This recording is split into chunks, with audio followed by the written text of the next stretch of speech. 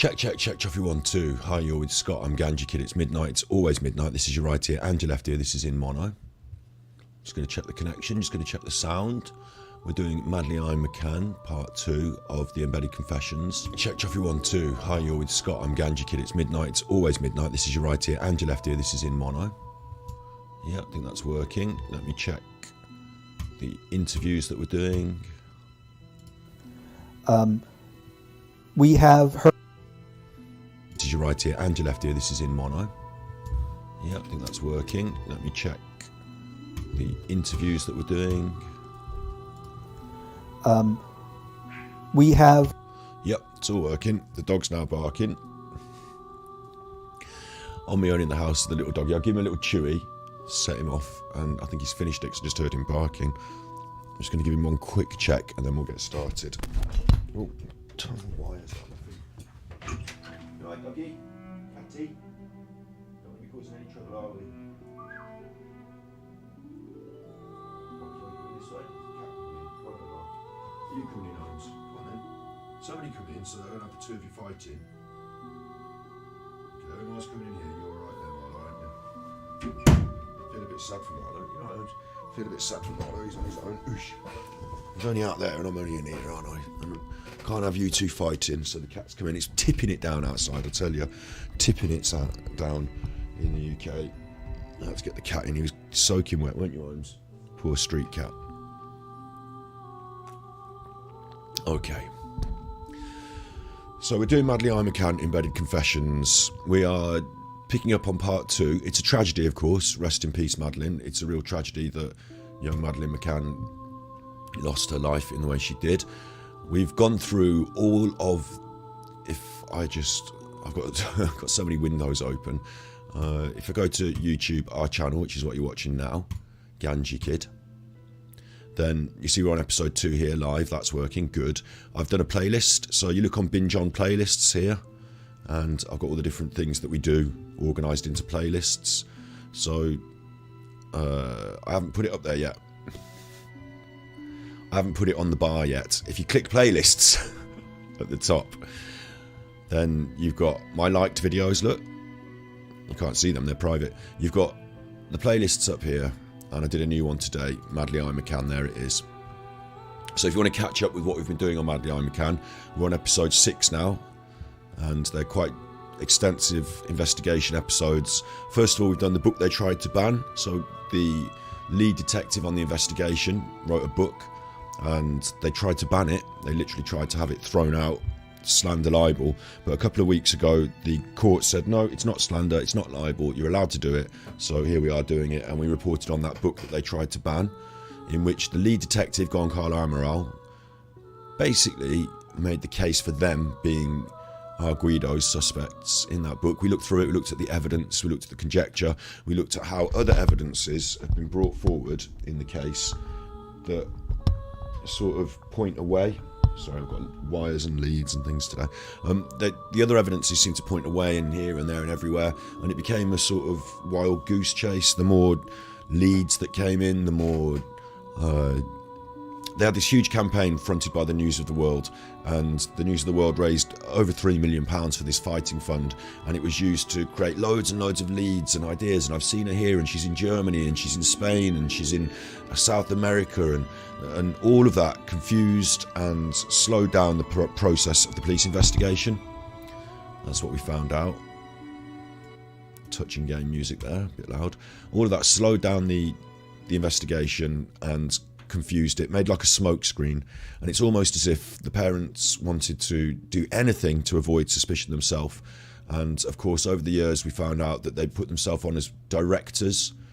They became directors of the charity that controlled the money, and ended up changing the purpose of the fighting fund so that it could support their lifestyle. So now Madeleine McCann's parents became millionaires with the help of the News of the World, the Daily Mail, their lawyers, and their media people. Yep. I don't know how much money the papers made. If they became millionaires, I don't know how much money the papers made. But we're looking at this interview, the interviews and Embedded Confessions. This interview is with statement analyst Peter Hyatt. If I just scroll down there, you'll see statement analyst Peter Hyatt And this was originally broadcast on Richard D. Hall, or it's Richard Hall now without the D, on his YouTube channel. If you search that for Madeleine, you get quite a few interesting videos up here. I'm going to say quite a few. Fucking loads.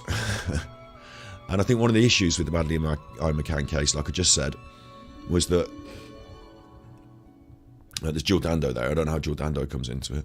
Anyway, look, the issue with it in a way is that there's so much content, there's so many fingers pointing in so many directions that it clouds the water. Like I said, it creates a smoke screen.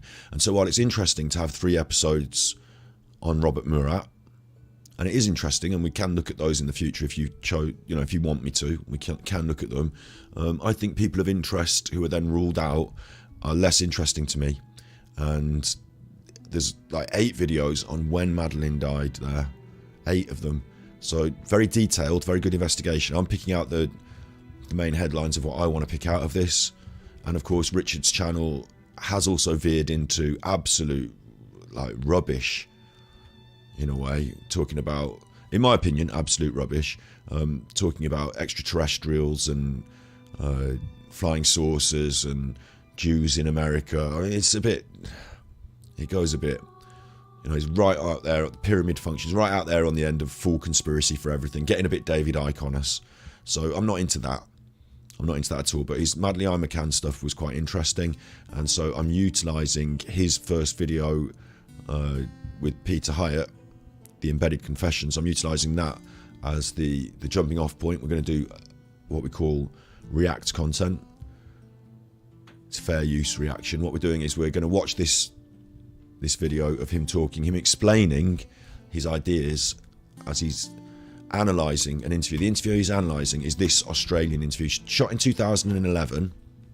So we've got this companion. What we're doing today, we're going to look at both. We might even veer off and look at some other interviews.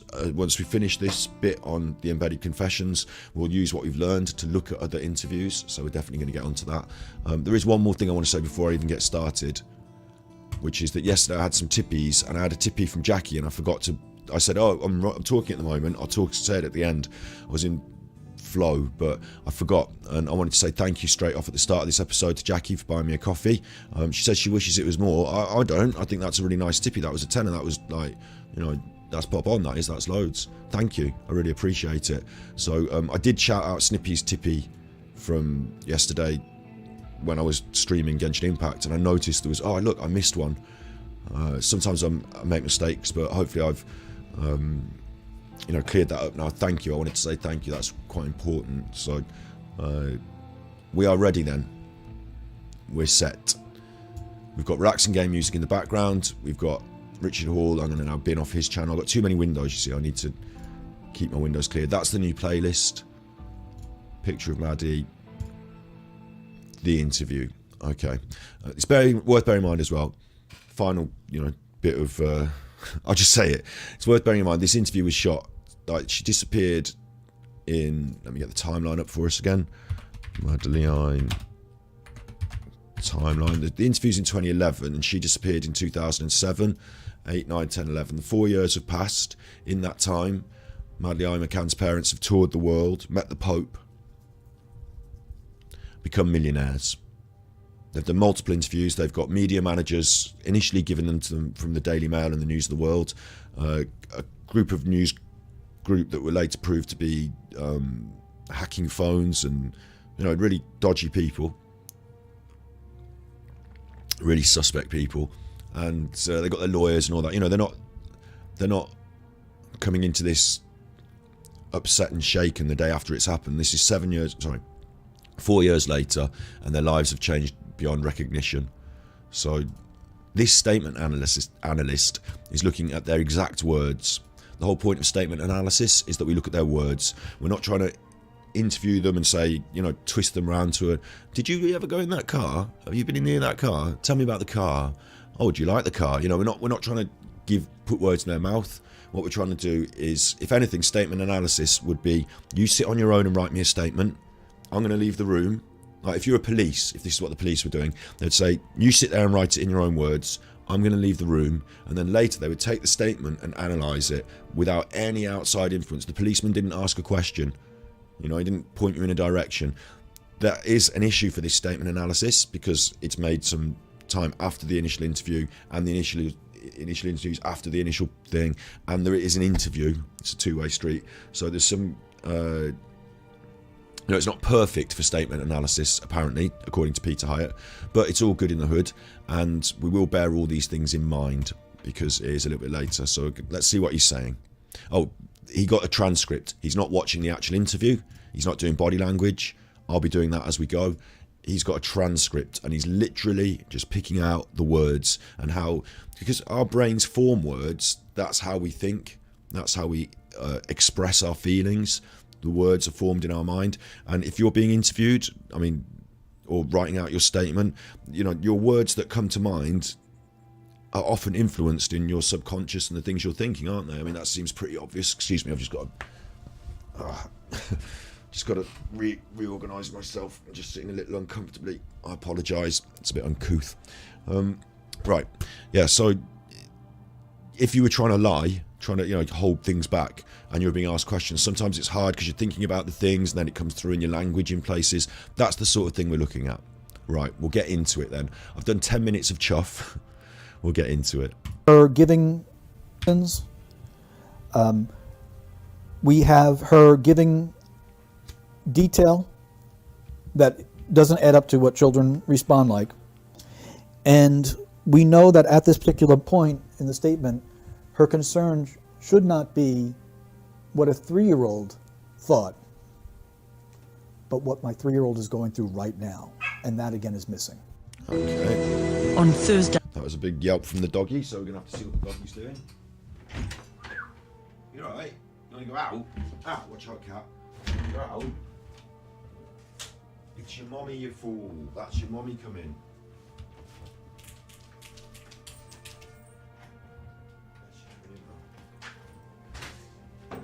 Hello, I'm on the internet.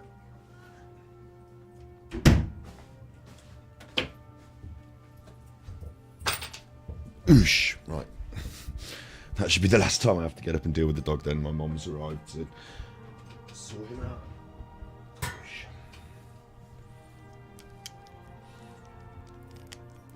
Thursday night, Kate put her daughter to bed for the last time.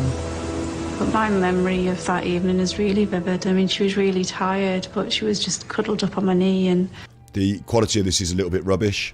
Remember, the quality of all of the interviews is a little bit rubbish. It's very hard to find high quality interviews of the McCanns due to their media management. But we will be looking over the body language on the slightly better version in just a second. we read a story, and we also had some treats. We had some crisps and biscuits.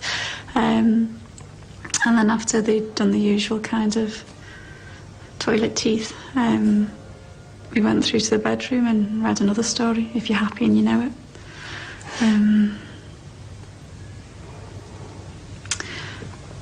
Yeah. I find that really troubling, that pause at the end there.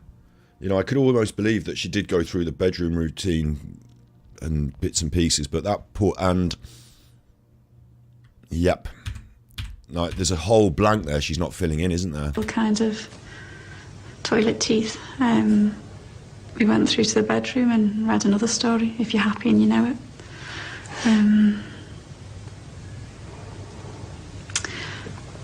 Yeah. I don't like that big pause. Let's see what Peter's got.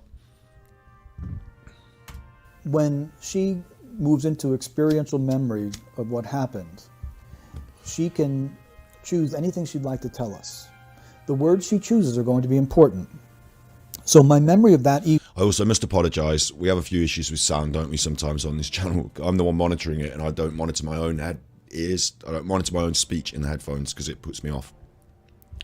But he leans down towards his microphone when he's reading his notes, and that peaks the microphone when he's talking. So I'm going to try and, make it the right volume, but it's hard to follow him. First of all, we have the word that, which distances herself. I mean, do you want it too loud every now and then or too quiet every now and then? It's up to you. From that night, which could be appropriate because it's chronologically it's distant. She said, it's really vivid. It's really vivid. And that's interesting because that type of clarification comes when there's a hormonal increase. The fight or flight hormone, that cortisol and others that rise in the body. Interestingly, actually, I don't know. I know Peter Hyatt is a statement analyst. I know that. I know he's an expert in this because he's been brought in as this expert. I don't know what his expertise in hormones are. I'm assuming it's good thinking here to say that the hormone increased due to the fight or flight response. I'm assuming that's good science, but I'm not a doctor, and nor is he, so I don't quite know how to deal with that. But I really want this music to be really low and quiet. That's the quietest I can make it. Maybe it's the wrong kind of music. I don't know. I've tried to find something that's... I'll skip this bit on. Trying to look for... I've gone for emotional soundtracks, emotional, beautiful. Anyway, sorry. To the brain brings great clarity of thought. But if this was a normal, quiet, happy evening, what would cause such vividness in her memory? So what she's doing is she's narrative building, but she's telling us that this night was anything but normal. Now, that's very interesting. So we picked up on this in the last episode, narrative building. It could be the case that they've got something to hide, so they're telling us stories, narrative building. It could also be the case that they've got media managers who are writing the Madeleine McCann story. Obs just did me a reconnect. We are rolling, okay? Obs did me a reconnect. There is an issue, which is Obs, I think. We had it yesterday on Twitch. It may have been Twitch servers, but if we have issues with disconnection, reconnection, don't think there's something wrong with your computer, or mine, or me, the chuffers. It's most likely to be Obs, which is a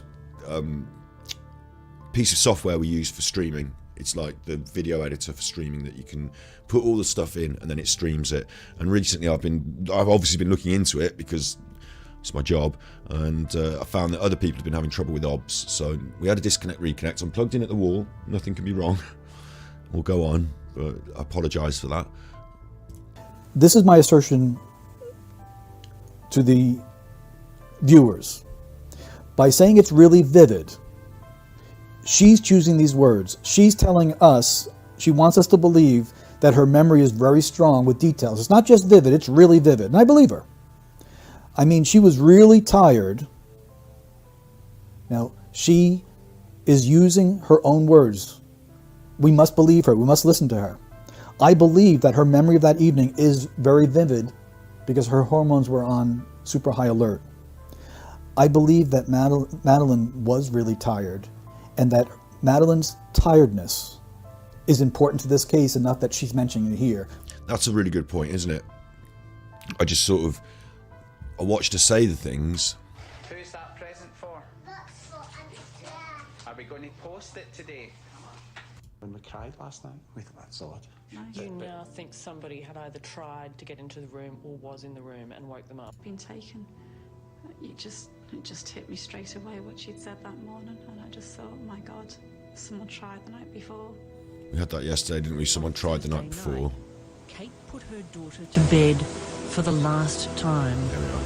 But my memory of that evening is really vivid. I mean, she was really tired, but she was just cuddled up on my knee, and we read a story, and we also had some treats. It kind of gets moved over, doesn't it, that first bit? Because we see this funny smile. Of course, when you're thinking back over dead loved ones, sometimes you do smile, don't you? You know, sometimes you do, especially if it's 4 years later you become a millionaire. You know, you might be thinking of the things you enjoyed about, and then it might make you sad again. Like, you might get a mixture of emotions 4 years later. But it is interesting that she said about this tiredness. She was very tired, and we do know that tired kids can kick up a bit of a fuss, don't we? She moves over it quite quickly. But my memory of that evening is really vivid. I mean, she was really tired, but she was just cuddled up on my knee, and we read a story, and we also had some treats. There's an edit there. There's a cut and an edit, so I don't know what they edited in or out. I had some crisps and biscuits. And then after they'd done the usual kind of toilet teeth, We went through to the bedroom and read another story, If You're Happy and You Know It. That bit seems like incongruent. We went through to the bedroom and read another Like the eyebrows raised, and she sort of nods her head. story, If You're Happy and You Know It. Maybe we did that. Okay, I can see we did that. It's almost like she's deciding that that's acceptable in her mind, that to say that we did that. I'm not sure about that bit. And it's this holding back here, isn't it? Something else happened, didn't it? We know it did. And at this point, she shuts down and stops delivering. But there's a look, and there's a moment. She didn't finish. Something's going on in her mind that she's unable to say. That's where I feel we're going with that. And she looks across. Now, I'm not going to do the neurolinguistic programming on the eyes today because two reasons. One, modern social psychologists and people seem to think it's not as important these days, and that it's more about clusters. Certainly what I've seen on the internet from the more modern and more popular body language experts, that's what they say. I still think the neurolinguistic programming eyes are quite helpful, but what we do know is that she's sitting next to Jerry, and we're looking at a very tight shot. So it might be that sometimes she looks over to Jerry to sort of refer to him, to sort of gauge his response to how she's delivering the story and stuff like that. So that's what I feel she's doing there, is checking on Jerry, checking on his response. We read a story, and we also had some treats. We had some crisps and biscuits. And then after they'd done the usual kind of toilet teeth. Because she's looking down and across here, and if I show you the neurolinguistic programming eyes, we're talking about auditory digital. This is a good one for it. Look. Hearing internal dialogue, auditory digital. Now, remembering something across to the right, remembering something up to the right, making it up over to this side, constructing it. You might have to construct some things when you're talking. It might not be something that you actually directly remember. It might not be that you're lying, because you might not remember exactly what they said, but you might remember the gist, and you might think, oh, they said it like this, didn't they? And I'm going to say that, like, they said she was tired and that she had some cakes and biscuits. You might be sort of constructing what you would say, like, in a different way, but generally it's over this side, we're not so happy with it. Inner feelings we're happy with, depending on what people are saying. It's also in relation to what they're saying. But hearing internal dialogue, auditory digital, could be making it up in your own mind, like not trying to make it up in your own mind because you forgot exactly how they said it, so you're trying to reconstruct the sentence. But hearing an internal dialogue, should I say this? Should I say that? Like, obviously I can't say this, so I'm going to have to tell them that. Like, those sort of ideas, like that sort of internal dialogue, questioning yourself. So the Madeleine McCann interview here, like, I think at the start she's doing that, and then she uses that position of her eyes to just move up and check Jerry. Like, we went through to the bedroom and read another story, If You're Happy and You Know It. Because she looks the interviewer directly in the eyes and stops, and then checks across. Now, you could say that's in the remembered section of the eyes, couldn't you? But it's not remembering. She's checking Jerry, I think. Or maybe she is remembering and she don't want to fucking say it. Yeah. Yep. At 9 p.m. And then a stayed expression, like she stays on. Sometimes I wonder about Kate, and what I wonder, I have to say it as conjecture, but what I wonder is if she's looking for help. You know, I wonder sometimes if she's got... You find yourself in the rock and a hard place in life sometimes, don't you? And I wonder if Jerry's been the one to pressure her into this story, into this idea. I've said it before in all the other episodes, you know, they come home, or they return to the... they have to go to their little holiday apartment because Madeleine's kicking up a big fuss or some shit. They sedate the kids. They go back to check on them. One of them's on the floor in the lounge, like either banged her head or blood or choking on her own vomit or some shit. Like, something's gone actually really wrong. I don't think they held her down and suffocated her or anything like that, but something's gone wrong. Kate's discovered her. She's tried to revive her. That's why we've got the blood spatter on the walls and the cadaver dog evidence. And if you want to see the cadaver dog evidence and the blood spatter on the walls, then check out our review of the book they tried to ban. But I think, yeah, you've got those pieces of evidence, and it's consistent with somebody doing some sort of CPR.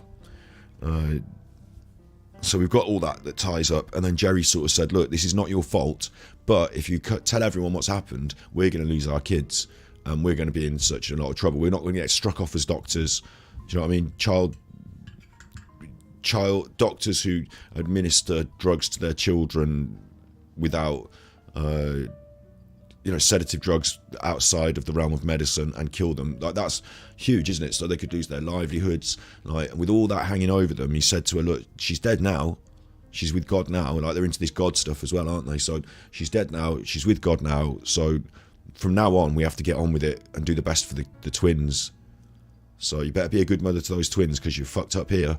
And Kate's sort of rocking a hard place. She wants to tell everyone what happened, but then it's not going to benefit her, or she could lose her kids. So she can't tell everyone what's happened.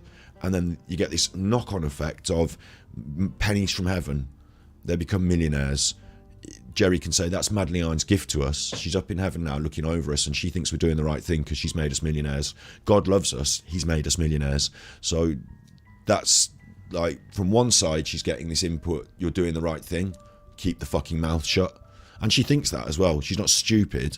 You know, she thinks that as well. That's her worries and her concerns, like, voiced by her husband. And then in the other ear, you see this, like, broken face, don't you? You see this one side that seems to be expressive and the other side that seems to be dead. And sometimes, like, you can see that in the eyes of people who've taken a lot of drugs, whether it be sedatives or party drugs like cocaine. You know, the eyes can drift on ecstasy.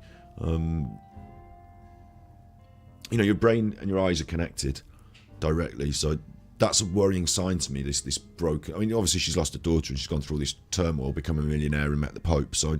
but it's very awkward, that is. And, I mean, I haven't got a baseline for her for the years leading up to it, so I don't know if she's always had a wandering eye, but it almost looks like one half of her... Like, it's like this literal break down the line of the face, and it's a literal two halves of a same mind. She wants to speak out, she wants to tell the truth, and God help her if she goes to her grave and she doesn't. You know, God help her, like, if she's thinking religious and, you know, like religious terms, and she goes to her grave and she doesn't speak out. God help her, because Madeleine did, didn't she? She wants to speak out, but she is so scared of the consequence. You know, that's what I feel. That's why she checks Jerry. Quite often they check each other to see that they're not fucking up, that they're not delivering the wrong part of the story, and that they're delivering their lines properly. This is 4 years later, they've probably practiced interviews with their coaches. They probably know when it's your turn to speak. You know, if you're in a school play and someone doesn't do their lines, you all look at them, don't you? Like, they probably are waiting for different cues. But also, she checks Jerry a lot because she needs that. He doesn't offer her any emotional support, but she needs that supportive response that she's doing the right thing, I believe, in her own mind. And a lot of the time she checks Jerry for that. And you know it.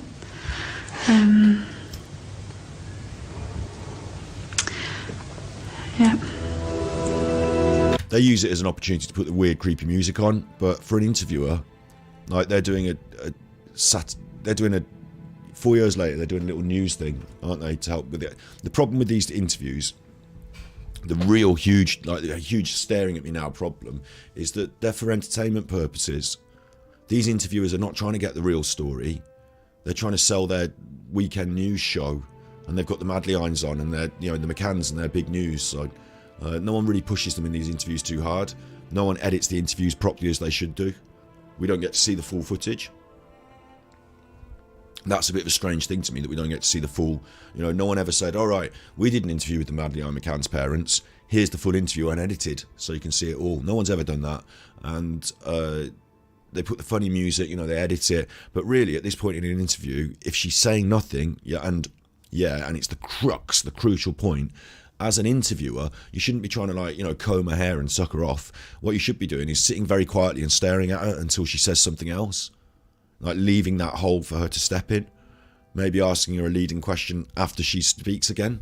But certainly don't just edit away for me. At 9 p.m, Start Jerry talking. checked on... Do you know what I mean? Like, that's just their edit for their news report. They've done a really bad job on trying to hold these people to account in the interview, because that's not what they're trying to do in the interview. And you don't get an interview with the McCanns if you're trying to hold them to account. They're millionaires, and they've got a really impressive legal and media team behind them. Madeleine and the twins. I actually stuck my head round the door, and so we get this long shot of the moon, which is an edit point. I just lingered for a few seconds and thought how beautiful she was. And that was hard to do the body language because it's stuttering a bit. That's just because it's a poor quality upload, because you can't get the direct.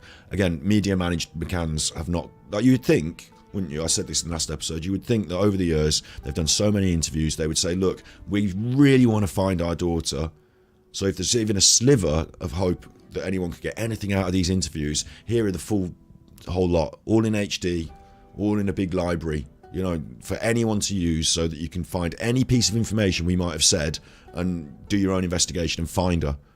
You know, every piece of data is useful to an investigation, isn't it? So if I'd lost my daughter, even if it was 4 years later, I'd still be going over the story, I'd still be trying to say it everywhere, and I'd want all of those pieces of data, everything I've said, to be on record, public, so that anyone could sift through it and maybe pick out one silly thing that I said, something about the Happy and You Know It song, and that triggers a memory because they heard a girl singing that in this. Do you know what I mean? Like, you'd want every piece of data out there. You wouldn't want it all to be heavily edited and media managed. Like, well, you'd be happy with that, I suppose, but you'd also want this other trove of data, your information, your interviews, to be public, wouldn't you? You'd want it all to be public, but unfortunately, the McCanns have instead, either them or their company, their $1 million company that they have using for their own device, the Madeleine McCann Fighting Fund, instead that's been used to sort of hide things, keep them legally bound, and only show certain things in the media, which is very strange to me. The last time I saw her, she was, and I just lingered for a few seconds and thought how beautiful she was. This is difficult, right? He's talking about the last time he saw her. He lingered for a few seconds and thought about how beautiful she was. Past tense. Now, if you were tasked with wrapping your own daughter in a shawl and disposing of her body, you might linger over the last time you see her, because you know it would be the last time you see her, mightn't you? You might linger over it. You might think, you know, I remember the time that, and it's only a dog, isn't it? It's not the same as a daughter, but you know, when we took my dog to the vet and I had to, you know, have my last day with him. I'm not going to go too much into my story of my fucking rescue dog that used to be a difficult chuffer, and all the life he was difficult, but god damn it, I'd have given it all for just one more week of that difficulty, wouldn't I?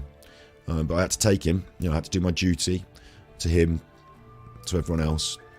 I had to take him, and you know, I lingered over that. I had a last day with him. I gave him all the treats, took him on a walkie, and you know, the day they did it, I didn't even want to leave the room, did I? I wanted to linger over that. I didn't want it to just be done and done. So I understand that feeling of lingering over your last viewing of your child. I understand it. I can't comprehend it completely because I'm a dog owner, not a parent, but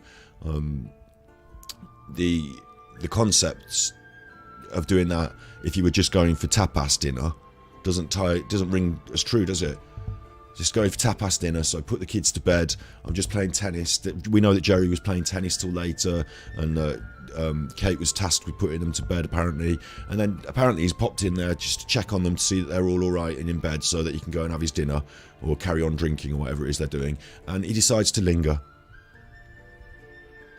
I don't know if that story doesn't seem as doesn't make as much sense, does it? Deciding to linger, you're busy, you're faffing about, you don't decide to linger as much when you're in the day-to-day mechanics of life, but when you're thinking about these big deeper things, you know, when you're having your moments, you might. And certainly the use of was is very troubling, isn't it? Lingered for a few seconds and thought how beautiful she was. And it's that look again that I bring a close attention to, this micro expression. It's a surprise look, that is, a look of surprise. Sometimes we can talk about the believe me look if we've got the other corresponding actions, the believe me look. Oh, believe me, I'm not, the dog ain't my homework, you know, as a deceptive thing with the eyebrow raise. But here, he's staring off into the middle distance. He's not looking at the interviewer, he's lost in his own memory, and there's this look of surprise, and quite often that can be twofold here. It can be that they are surprised they've just said the thing that incriminates them. Subconsciously, he said was. I shouldn't be said. This isn't on the script. I'm surprised that I'm saying these things because I shouldn't be. I should shut up. If you see that expression coupled with the pinch of the mouth afterwards and the shutdown, that could be that. But also it could be his own surprise at having, gone through this fucking... Like, it's that 1,000-yard stare thing again. Even Jerry is surprising himself at having emotions, at feeling this sadness well up with it inside. I'm surprised I was able to fucking do that. I'm surprised I was able to get through that. These sort of ideas of surprise because he's just said something that is shocking and that he's done. Lingered for a few seconds and thought how beautiful she was. And that's the last time I saw her. And that she starts to come in. I don't know if that was the interviewer, but he speaks over to qualify. That was the last time I saw her. And it's almost like you can see in his eyes there, I think there is some emotion that he's trying to fucking shut down and say, no, fuck it, I'm not talking on this anymore because it's making me sad, but also revealing things. And that was the last time I saw her, is like twofold. One, it fits with the story that it was because he was lingering over because he was disposing of her body, and that was the last time he literally saw her. And it also, it's almost like we saw in yesterday's episode in the statement analysis that people who are guilty try and waylay the guilt and try and push the guilt off, like subconsciously in their words. They don't want to say, yeah, I was fucking guilty and I did that. Deep down they want to say, oh, I couldn't have been like me, I'm not guilty, I didn't, they want to excuse themselves in some way, and this sits with that. And that was the last time I saw her. I didn't do it. I'm not going on and on about the bad things I've done. I'm just shutting that right down. So I don't like that at all from Jerry. Thought how beautiful she was. And that's the last time I saw her. The last time you saw her. He doesn't open his mouth to reply there. He goes, and he swallows hard. There's emotion going on there. 4 years later, telling the story again. It's just got real again. And it's not what he said. In my mind, the thing he said, isn't that... I mean, it is sad, isn't it? I miss my daughter. I miss my friend. I miss my dog. I mean, my dog, the daughter. Can't compare, can it? But hello, Candy Piker. I miss someone. It's making me sad. I'm going to shut down a bit. I'm not going to talk as much, am I? But you don't often see Jerry emotional, do you? You don't often see Jerry emotional. So is there something more that's because it's one thing to be upset because you miss someone, but it's quite another to be upset because you were part of the process of their death and disposal of their body.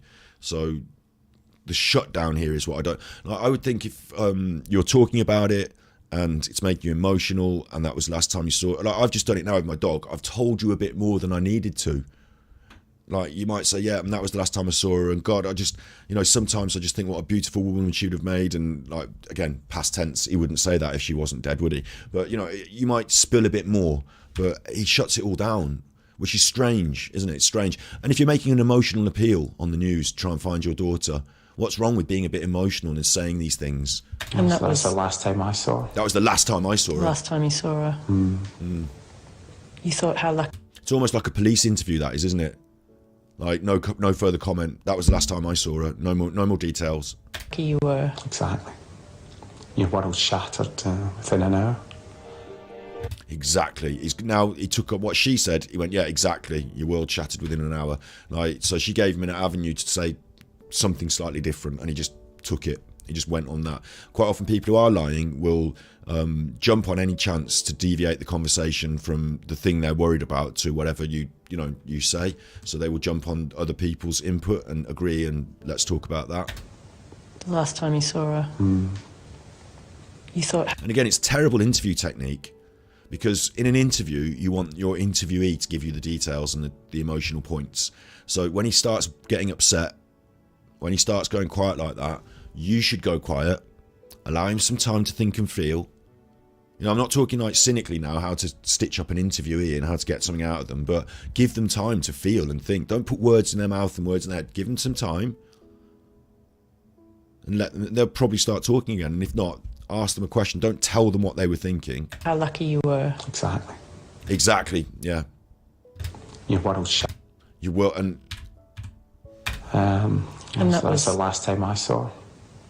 the last time you saw her. You thought how lucky you were. Exactly. I'm going to go frame by frame. Your world shatters. And again, it's this face of surprise, isn't it? Is he surprised because he's thinking about the exact moments that were going? No, he's just swallowed it down. He's just choked it down. And she said something, and now he's thinking about what she, like, he's out of that into somewhere. But the surprise is that he's going off. In my opinion, he's not on script anymore. She said something, he's going on it. Your world shatters. Like, he's making up new things to add to the story. Your world shatters. That's not been written on the script, and so it's surprising to him. And I think he checks across towards Kate because there's this like anxiety that goes through. Like, you're on stage, you've got your lines, you forgot your lines, or somebody said something and you've gone ad-libbing. You're ad-libbing now. Like, you're in a bit. That's a worry. You can get back on script, but at the minute he does the ad-lib, it surprises him that he's doing it. And I've probably been in a room with some quite serious people, you know, shouting at them about their last interview and how they appeared and what they should say. So I don't like that, you know. I find that just difficult from Jerry there. Let's get back to this one, because we're halfway through a 2-hour video, and if I don't let it roll for a bit, we're never going to get through it. We should be listening and believing her. But she just cuddled up on my knee, and we read a story. And we also had some treats. This is a portrayal of a really good mom. Okay? Now, I'm asking the viewers to enter into, not reality, but the verbalized perception of reality. So, very important, Peter Hyatt here is focusing on the words, the way that your brain has made the words that you have said, the verbal perception of reality. Not the reality, but the verbal, the way the words construct the perception, the picture of reality. She's telling you, my memory is really strong for a reason. I believe her. Madeleine was really tired, and there's a reason why that's here too. And I'm a really good mom. She has a need to tell us this while her child is missing. Okay? This is often an indication of neglect or abuse. There's a correlation between mothers who, when they go for substance abuse treatment, if a mother says in the in-screening of substance abuse treatment, I'm a really great mom, or portrays it in any way, shape, or form, it's a signal for the therapist to go into the history and find this mother has been involved with Child Protective Services. Interesting stuff.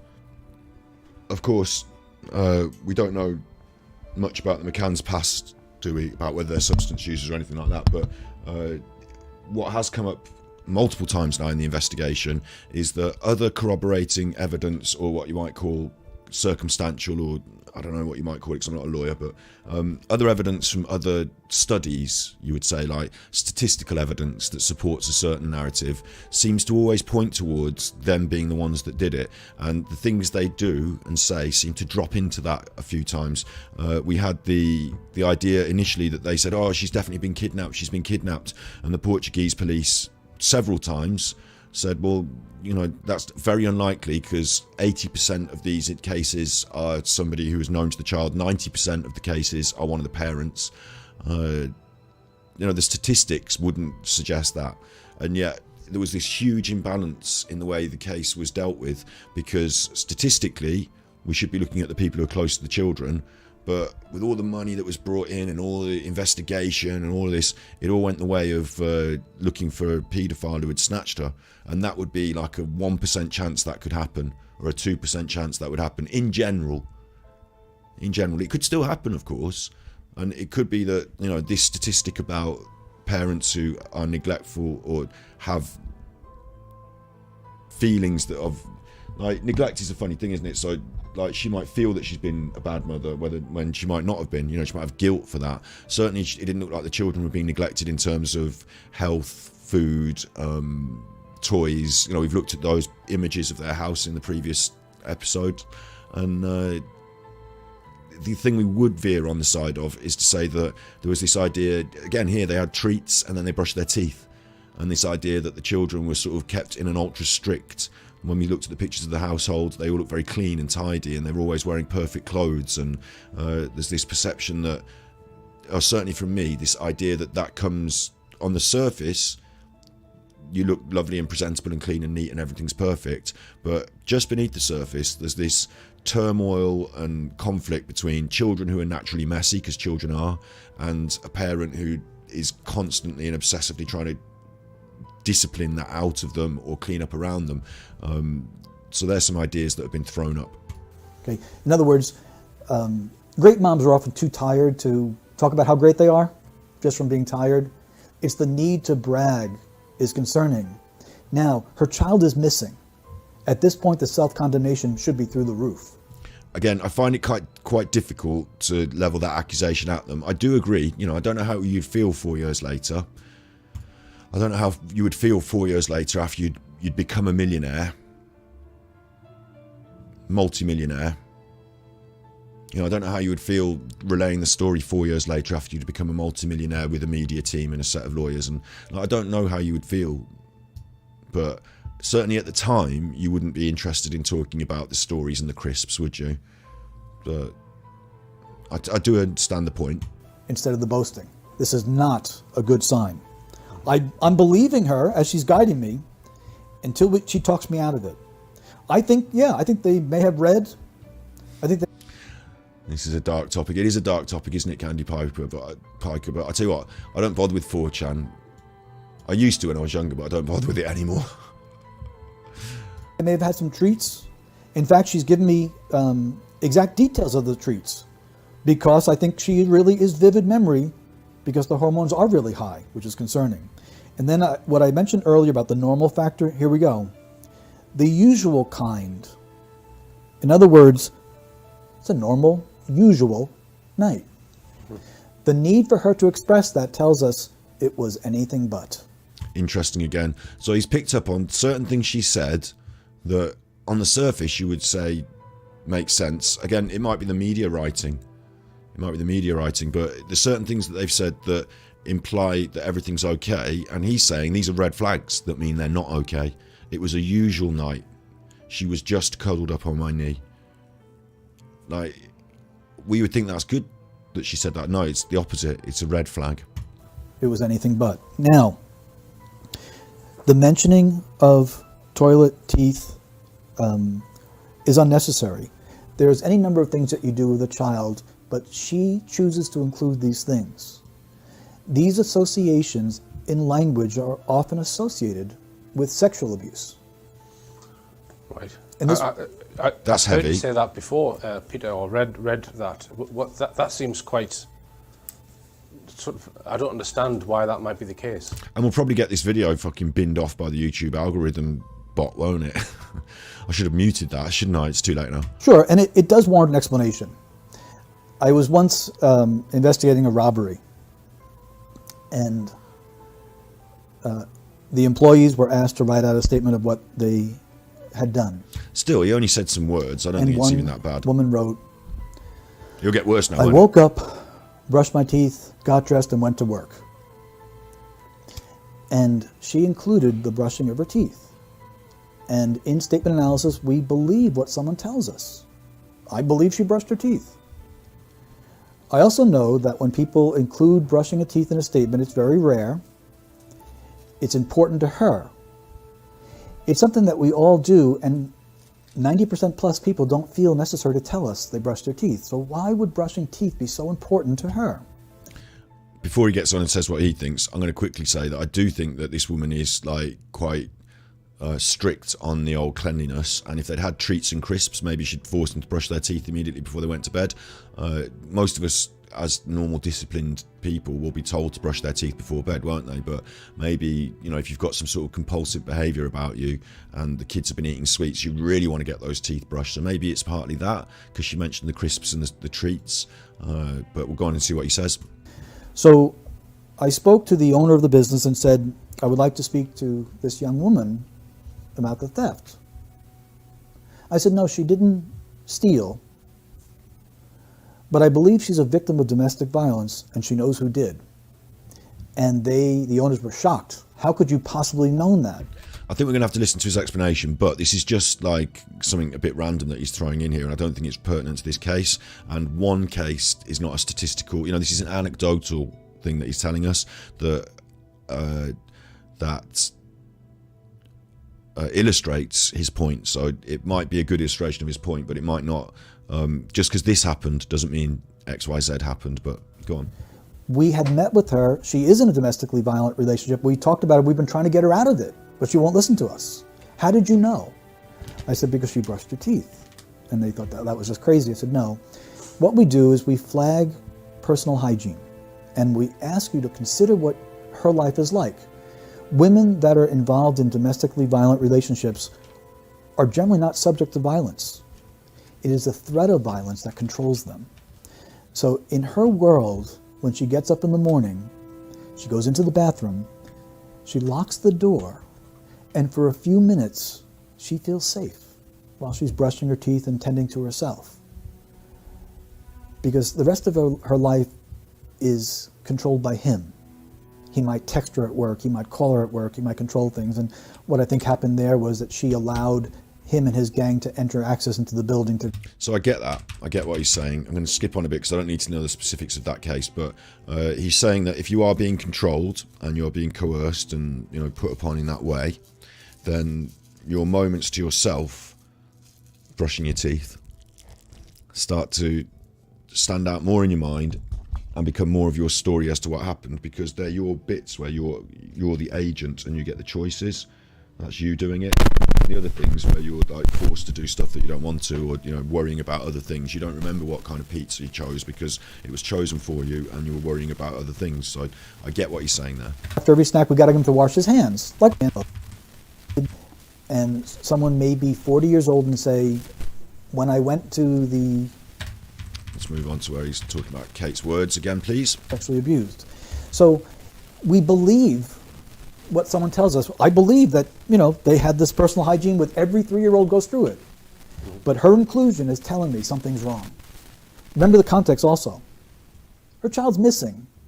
She hasn't mentioned a thing about what Madeleine's going through, but she's talking about Madeleine's hygiene here. And again, it's difficult because we don't see the full interview and it's 4 years later, but yeah. With detail. So... like the full interview is edited, so she might have talked for 30 minutes about, oh, I wonder what Madeleine's doing now, I wonder what she's doing now. And like she might have gone on about that for 30 minutes and the editor said, yeah, I don't want that, cut that. So you don't know, but... I believe what she's telling me in that sense, but I know there's a reason why she's choosing these words. Then when she says the usual kind, what she's telling you is something unusual happened between her and Madeleine that night. Right. Now, he seems very confident about that. I asked him to consider that. This is interesting because this sort of analysis, you couldn't put this bloke in the witness box and say, right, you're guilty, look, he said it.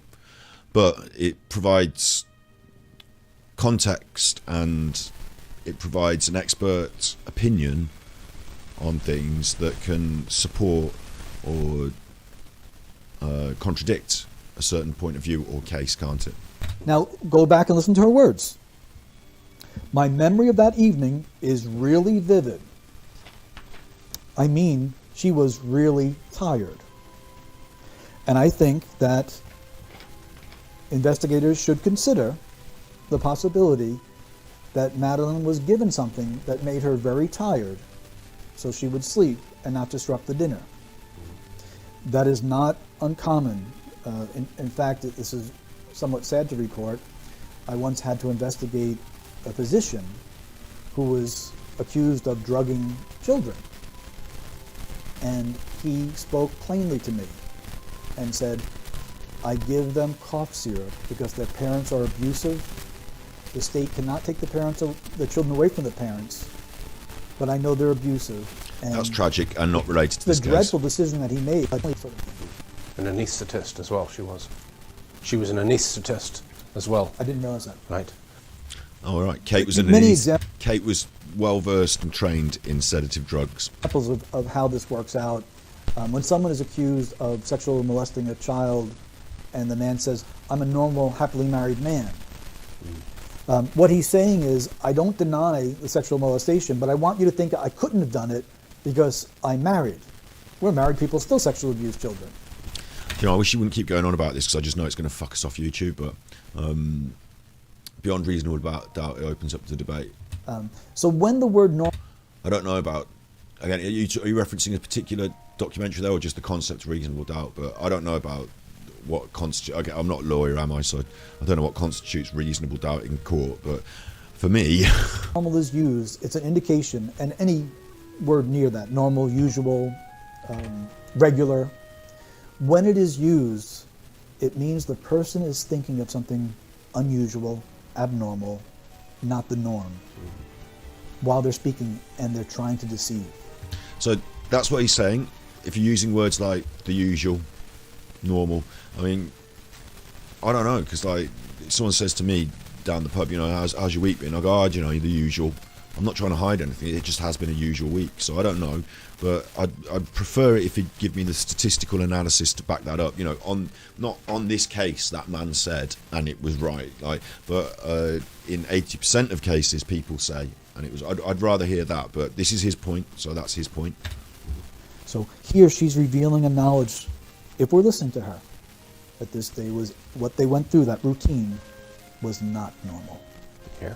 I also, before we leave this last quote, we have, she just cuddled on my knee and we read a story and we also had some treats. The word we is used to connect people.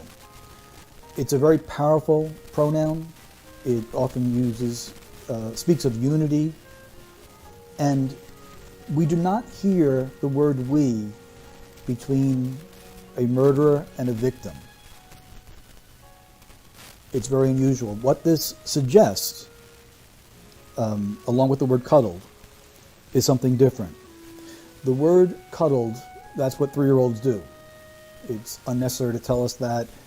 It is persuasive language. She's trying to portray something as being very close, very normal, telling us that something wasn't normal about it. But the word we suggests something to consider, that what happened to Madeleine that night may not have been intentional. Agree, totally agree. I don't think that she went in there and suffocated her daughter or anything like that. I think she discovered a scene and had a crisis.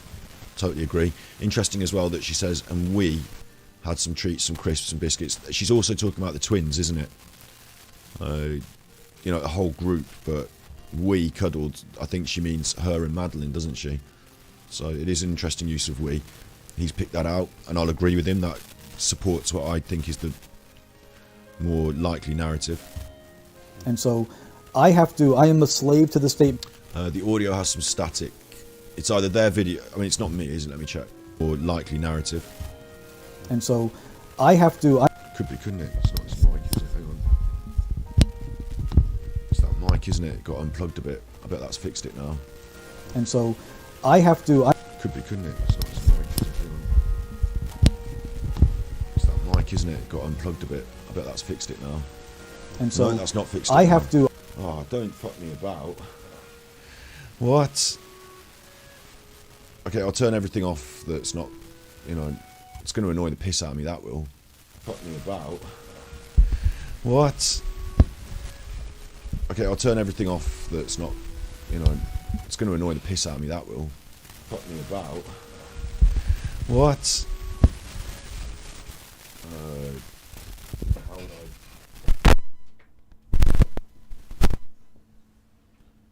Everything on here is turned. Well, we're talking through there, so let's turn that down. Let's turn that down.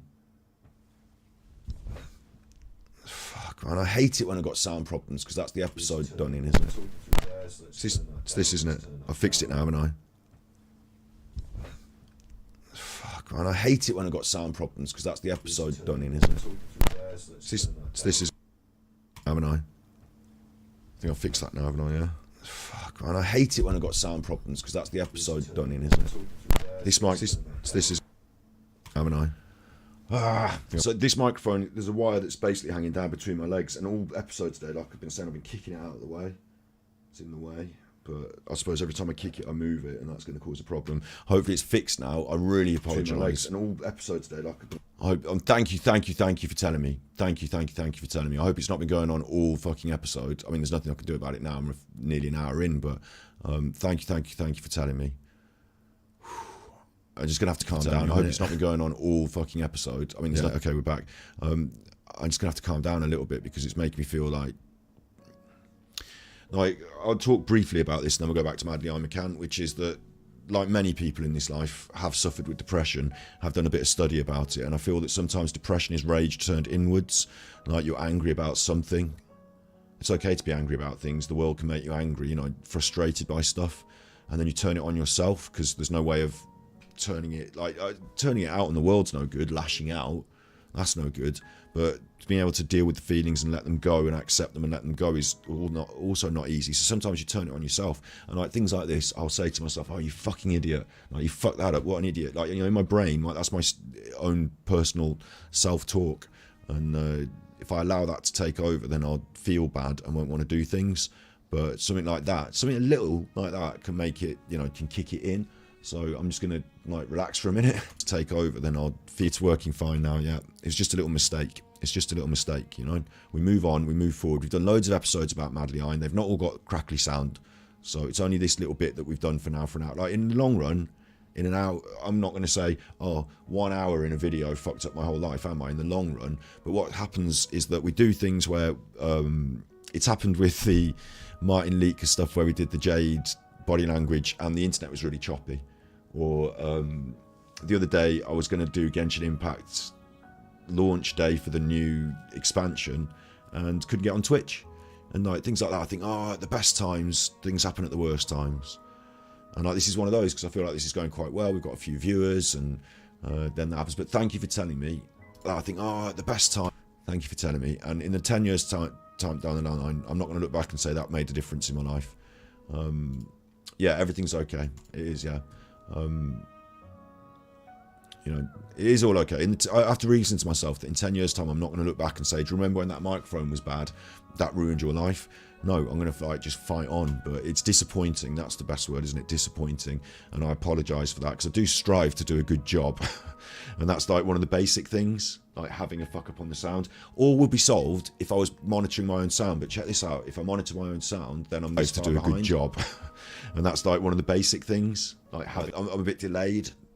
So I don't know if I should monitor it there or in this other thing. And my headphones are plugged into the computer so I can listen to the videos, not into the sound desk so I can listen to the mic. But thank you for telling me. We'll crack on. The words must guide me, and no matter what my opinion may be, what I do now is I have indication within the language that there is no concern for Madeleine, which we'll explore, that Madeleine is not alive at this point, and that they are concealing information about what happened to Madeleine. Okay, good, because this is huge.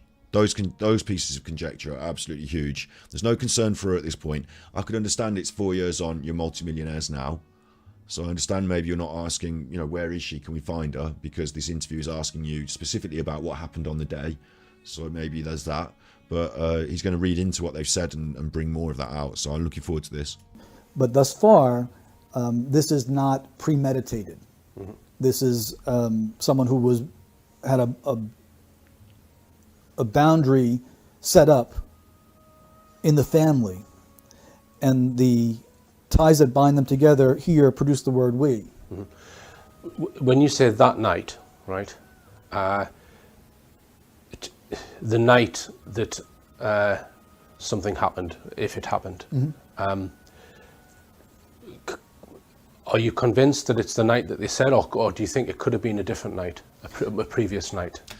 This is one of these things that I think is clouding the water a little bit, that it happened the day before and that they had a whole day and covered it up and then went into action the next day when they got their plan out. I don't know if that's happened. There's lots of different conjecture lines that come in through Richard's investigation, so I think we should try and ignore as many as possible, and this is probably one that I will ignore. But it could be the previous night. This could or previous, not necessarily the date they've said. Yeah, that's a very good point, because usual is given. Usual is given. What she could be talking about is patterns. Mm-hmm. Speaking of patterns, if this child was given something to make her sleep, it wouldn't have been the first time. Interestingly, we referred to this yesterday as well, didn't we? That in previous episodes in the book they tried to ban, the lead detective, Goncalo Amaral, said that they couldn't find, when they did the search, they couldn't find any medication in the McCann's room, which he was surprised that a pair of doctors had gone on holiday with no medications, not even paracetamol in their wash bag. Couldn't find any medications. And then several weeks later, Kate suggested that they could test the twins to prove that they weren't being sedated.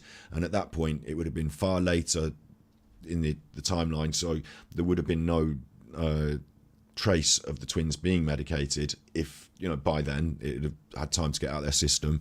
And the third point there was that in her book, Kate said that after Madeleine disappeared, the twins had trouble sleeping, and that's consistent with, if you get given sedatives consistently, then when they stop giving them to you, you suddenly have trouble sleeping.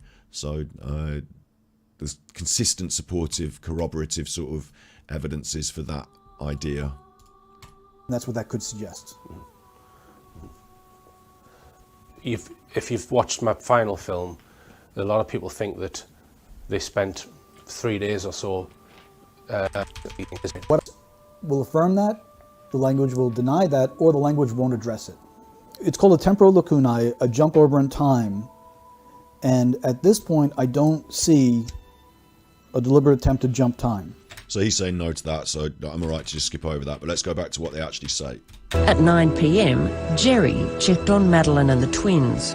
I actually stuck my head round the door and I just lingered for a few seconds and thought how beautiful she was. And that's the last time I saw her.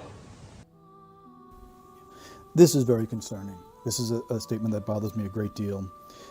First of all, he begins with the pronoun I, which means psychologically he's putting himself there. This is good. We want him to be there. We want to have reliable information. But the next word is actually. The word actually means he's comparing what he's claiming to do with something else. Why would that be necessary at this point? Then I'd actually stuck my head around the door, and I just lingered for a few seconds and thought how beautiful she was, and that was the last time I saw her. At this point, his child is missing, not dead, according to their narrative. Even though he's referencing a specific night, is Madeleine no longer beautiful? And what I ask the viewers is to consider that when you give a detail of a past tense event, the detail should be in the past tense appropriately.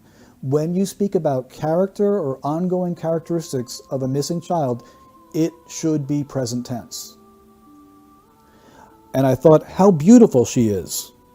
And that's the last time I saw her. That would be more acceptable. This is a past tense reference to Madeleine herself, not specifically bound up to a detail, but actually, was she only beautiful that night? That's what I mean by an attribute. So when someone uses an attribute of a missing child in the past tense, it's not a good signal. It's not a good signal at all. No, totally. I picked up on that, didn't I? She was, how beautiful she was, yeah. Obviously, I've watched this before, so I can cheat and say I picked up on it. But it stands out, doesn't it? Thought how beautiful she was, yeah. Now, he also stuttered with the pronoun I. So what we look for is that, does he normally stutter? And he doesn't. He's not a stutterer. The pronoun I is something that we in the English language use millions of times. We are as good at using the pronoun I as we could be as good at anything in this life. Just a little side point. I think that he's right, and sometimes I feel that people, it's like their favourite letter of the alphabet. You know, the alphabet starts with A, doesn't it? A, B, C, D, E, F, G. I comes before you. Like every I do that, I think this, I do that, I want this, I think, you know. Personally, I don't really jam with that as much. Don't like it as much. Don't like listening to somebody tell me about I. And in the work I used to do as a hairdresser, if I'd have stood there, and I'm doing it now, if I'd have stood there talking about me, I've got some new scissors, I like this, I do that, like, you know, while I'm cutting someone's hair, they're sitting there just like listening to me tell them about me. It's no good. The best thing to do is to start your sentences with you. Do you think this? You heard about that? What do you feel? You know, and then you get a lot more back from somebody because they tell you things like about their personal feelings and about, you know, all that sort of stuff. They tell you things. So,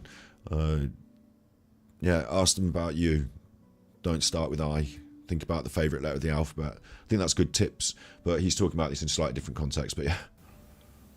When someone stutters on the pronoun I, there is an increase in tension and anxiety. And this stutter bothers me here. And it's important. He's talking about his daughter in the context she's still missing. So while, you know, the several things are wrong, he gives a narrative or an emotion. He references her beauty, which should be ongoing, and it's not. And he stutters on the pronoun I. And I still wait to hear concern for what Madeleine is going through while this interview is being conducted. And that's going to be a bigger point as we move forward. Good. So, interestingly as well, I picked out on this that I thought he went a little bit off the reservation, didn't I? I thought that this answer wasn't the best media delivered answer, that it might be that he's been told to say certain things and he thinks he's a bit clever, so certainly sometimes he goes ad-libbing. A few seconds and thought how beautiful she was. And that was the last time I saw her. the last time you saw her. And he's got that big swallow there where he, you know, the big swallow where he gulps down emotion. Is it emotional, or did he realise he'd done something wrong? It's been picked up on here as well. Yeah. Excuse me. The last time someone sees a missing child is always going to be important. Right. This may sound a bit strange, but I believe him. I believe that the last time he saw her, he did linger. Yeah, agree. And he did think about how beautiful she was. Before he dropped her in the sea. I think this is where she was disposed of. I'm not joking, I'm not making flippant jokes, And but I'll do you know what I mean? build this theme as we He's go saying along. it as well, Right. where they were disposed The of. last time you saw her, It's a bit you loud thought when how it lucky cuts to you this. were. Exactly. And that bothered me because that's very poor interviewing. That's why we train journalists to not teach someone how to lie.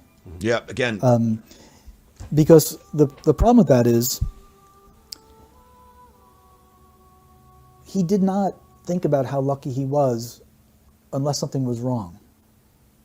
And that's, I can't say that he thought how lucky I was. He only affirms it from what the interviewer said. The interviewer should not have said such a thing. yeah. The interviewer is speaking as if the interviewer believes the child is dead. Because the interviewer is constructing a piece of media for their media product show that has got a pointed, like, people think this in public. It's 4 years later, this is the public opinion. We want to stir public opinion with a piece. Like, you don't go on your mainstream media and say things that makes every fucker angry.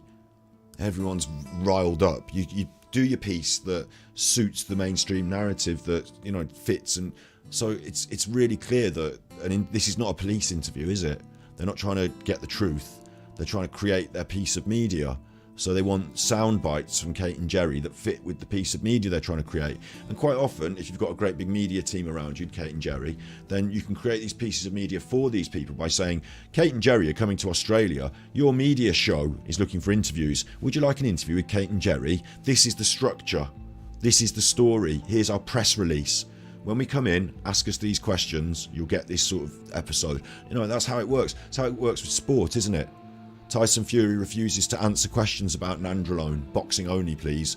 Like, you know, they choose how they're perceived in the media by only talking to media outlets who will show them in that way, and by giving them the story beforehand, press release, and constructing this thing that sells papers, sells views, gets clicks, whatever, you know. It's media construction. That's all that is. The interviewer's doing a good job if you're your like. It depends on your. I mean, I think she's doing a terrible job, obviously, but it depends on what your job is, doesn't it? So people have got different drives and desires in this. They're not all trying to find out the truth. Kate and Jerry have got a reason for doing the interview. The interviewer has got a reason for constructing the media, and none of them are trying to find Madeleine, it seems. And he's saying that based on what he's seeing in the words that are coming through. If you have no guilty knowledge of your missing child, and you leave the child to go to dinner, you're not going to have that type of nostalgic thoughts. You're just going to dinner and, you know, we'll miss her, we'll be back in shortly and everything will be fine. You don't have those type of thoughts. Having those type of thoughts is an indication of guilty knowledge that Madeleine's gone. Your world shattered within an hour. We now have a period of time, and we also have a case of distancing language where he didn't say, my world is shattered. If my daughter was missing, my world is shattered. Not your world, not someone else's world, not everyone's world, because everyone experiences this universally. My world is shattered. I'm the father. Yeah. What's going on with Madeleine? Do you know what? I hadn't thought about that. Like, you would totally be. It sounds silly to say it in a way, but like self-absorbed in this, wouldn't you? Like 4 years down I keep saying about 4 years down the line they've become millionaires, but 4 years down the line it might have festered in you, and you might have, like, you know, I can't live like other people. I'm saying it now. I'm doing I, not your. Yeah, as I'm reflecting on how I would feel, I can't live like other people. There's this thing inside me. Everyone else goes about day to day, but my world is dark.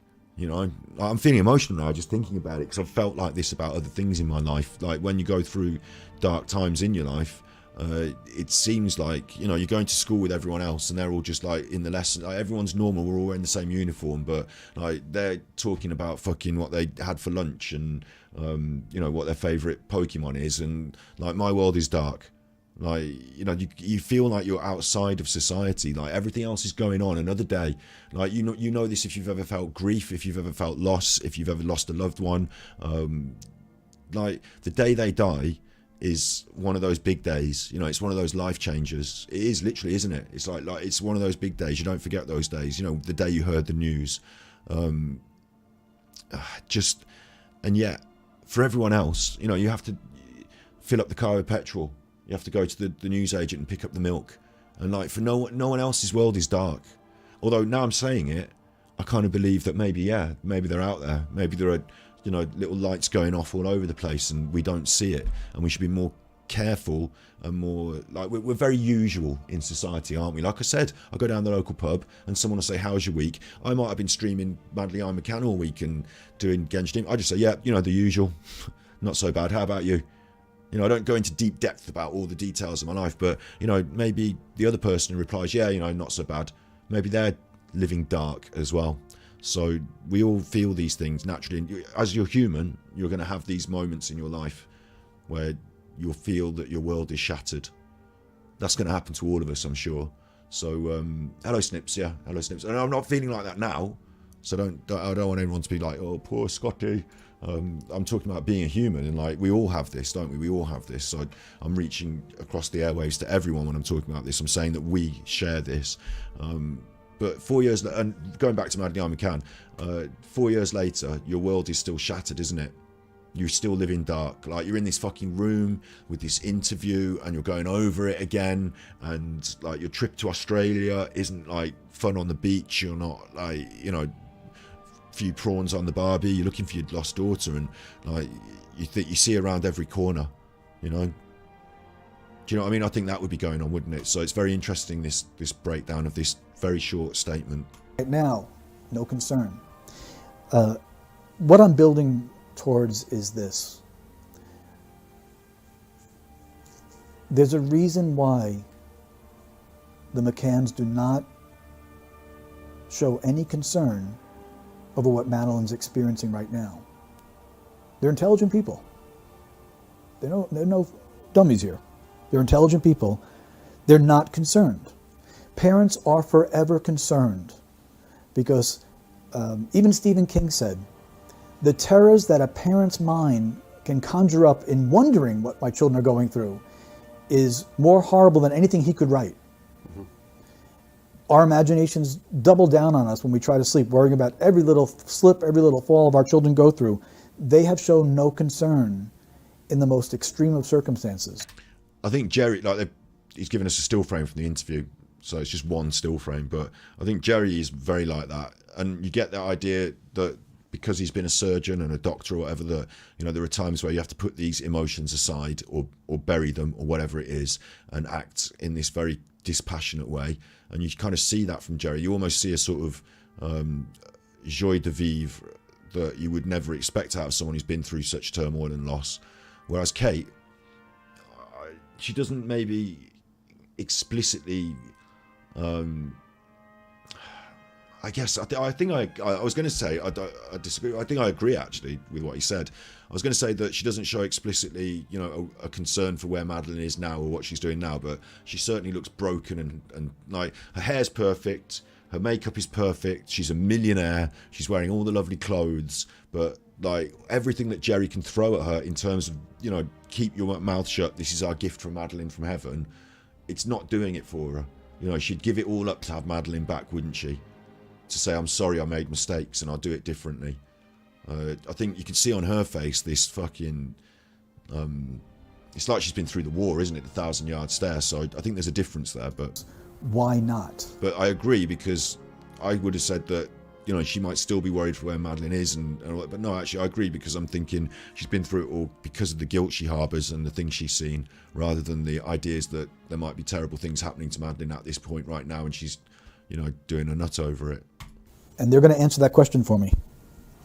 So Jerry, as a biological father, is telling us that his world isn't shattered. Your world is. That's distancing language. At 10... And interestingly, this is all part of the media campaign to sell it to the people, isn't it? You know, we're selling the ideas to the masses. And the more you sell the idea that your world will be shattered and how terrible it would be, you know, the more the average person with children gets into this story and thinks about it and can emotionally relate to it, and the more it becomes a paper seller and a bookseller and a £1 million earner, and the more we can keep our cover. 1 p.m. it was Kate's turn to look in the more believable it is. On the kids. At that point, I expect to hear, I got there and Madeleine was gone. That's, it's not a discovery. It is a traumatic, personal, up-close personal, extreme event that puts hormone levels so high that if they don't recede quickly, there's going to be PTSD. Okay, I'm going to say two funny stories. They're going to be funny stories, and it really shouldn't fit here, maybe, but I don't know how funny they're going to be, actually, having said that. Not funny for me. This is true, and this happened. Right? Once upon a time, Scotty Hottie had a girlfriend when he was younger, when he was at, like, end of college, start of uni. And once upon a time, Scotty Hottie was watching the fucking television, right? And there was, like, a dating segment on this. There was, like, a dating show, like a Saturday night dating show. And his girlfriend walked out of this fucking shed in, like, we're cutting out to someone's back garden where we're going to do a quick, super quick date off thing. And she walked out with two other girls, and this boy asked questions and got to pick one of the dates. And I was like, one of those girls is my fucking girlfriend, and she's on the fucking telly trying to win a date with some boy. Like it absolutely broke my brain. Because it's not usual, is it? It's not normal. And like I remember how hot I felt at the time when I was just watching this fucking show, and they were like, and we're coming to you live from this part of the world, and I thought that's very close to where my girlfriend lives, and we're in this, you know, this group of people here, and I was like, that sounds weird, because she said that she was going out with that group of people today, and that's why she's not coming over, and like, you know, all these things fell into place as it happened on the fucking telly, honest to true God, and it broke my brain. I tried to call her 1,000,000 times, but of course she didn't answer because she was on the telly. It was back when we were playing Snake on the mobile, so like, you know, it was old mobiles, and I was like, fucking hell, no answer. And she didn't win the holiday with the boy. She didn't win the date, and it was all put off as like, well, they needed an extra person. It was all set up so that he would date this other girl, and I was only there for filler. But like, you should have fucking told me if that was the case. It broke my fucking brain. And interestingly, I'm not telling you any background about any. I'm telling you the story from Scotty Hottie turned on the telly his girlfriend walked on out the shed. Like, I don't remember what I was doing earlier in that day. I honestly don't remember any conversations we had before. I remember the fucking moment she walked out that shed on the telly. And I was like, oh my God, no! How can this be happening? Because it was so surreal as well. Like, it was traumatic. It was traumatic. And another one where on the phone to the girl, and we were doing the breakup sort of thing on the phone, and the breakup involved, I'm not going to be, this is her at the other end of the phone, I'm not going to be seeing you anymore. I'm in Scotland with my new boyfriend. And I was like, shit, I don't like this. And I remember that being traumatic, right? And the thing about it was that I don't remember anything about it before. I mean, if you've had any of these moments, and I'm trying to like create a bit of brevity here, a bit of lightness to this dark episode a little bit, but I'm not trying to make jokes because Madeleine McCann's death is sad, but you know, if you've ever gone through, and they were minor traumas, weren't they? They weren't big things, they were minor traumas. But I don't remember the lead up to the day. I remember being on the phone and her telling me I'm in Scotland and me thinking, fuck, my life is now forever changed. I'm going to have to grow a beard. I'm going to have to stay in for about 6 months and grow a beard and play The Sims all night because, you know, I'm a bit sad now. All of a sudden, I was very sad. Like, the trauma of it happening. I remember being on the phone and, like, you know, putting the phone down. So I don't remember the day before, the lead up to the day, what I was doing, whether I brushed my teeth, any of that shit. I remember the traumatic thing, bang. Same with most traumas, I'm sure that you'll look. I don't want to bring up your traumas, but do you know what I mean? Oh yeah, no, in chat there, you know, yeah, everyone that I knew that had watched this program the next day in college were like, that was your girlfriend on the telly. Like, and I was like, yeah. Like, back then, my answer should have been, she's not my fucking girlfriend anymore. But she was still for a bit. Anyway. Like, bad times, yeah, bad times. Like, oh God, it was awful. Made me feel like, you know, embarrassed and ashamed, didn't it? And like a bit of a chump. It is what it is. It was what it was. I do also perceive that if the telly people are coming and saying, do you want to be on the telly programme? And you're like, well, I've got a boyfriend and I'm like 17. It's not, yeah, go on the telly programme, love, fuck it. You know, I got over it. But I'm still bringing it up today. But anyway, the point was that these moments of trauma, and I'm not trying to make you think about your traumas, but these moments of trauma are immediate, aren't they? And the things that happen leading up to them are not the things you remember. It's everything else after. So he's going to talk about her discovery that Madeleine's not there, and I agree totally that you would want to hear, I went in the room, I opened it, maybe don't even start with I opened the door, just she was fucking gone, and I would just, like, my stomach sank, my heart dropped, I went straight over to the window, I grabbing at the doors, I had to get out to the pool, but I didn't want to leave the twins, I had to get Jerry, but I didn't want to leave the twins. Like, you would, you know, these sort of things would be like pow, pow, pow, fireworks in your mind, wouldn't they? But, you know, the wind was blowing in the curtains, whether I came in the side door or the front door, all that shit, wouldn't remember any of it. I wouldn't remember any of it. I'd be, you know, I guess, I don't know, because I'm not a parent, but I'd probably be flipping the beds over, moving all the furniture, running out in the streets, screaming her name, stuff like that. That's probably what I would remember most. That's probably what I'm probably. Now you're going to go. You're going to go on the dating site and date someone else's husband. Just have to look for tan lines on the wedding ring finger. In other words, so I'll let him speak. I need to take a quick bathroom break, but I might as well just let him speak while I take the bathroom break, and then I'll jump back in. The hormonal response of finding your child missing is going to be so extreme that in a few moments, you're not going to be able to reason the emotions down, the hormones down. If you're driving your car, and as you're driving, someone cuts you off, and you grab your wheel, and you can feel the flush of hormones. You feel it physically. It's a physiological reaction.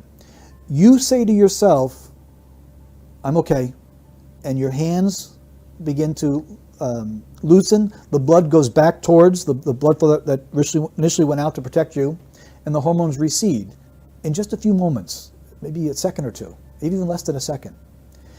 If that hormonal response were to stay elevated for more than a few seconds, it is very likely that 30 years from now you're going to wake up screaming because the brain has an imprint on it.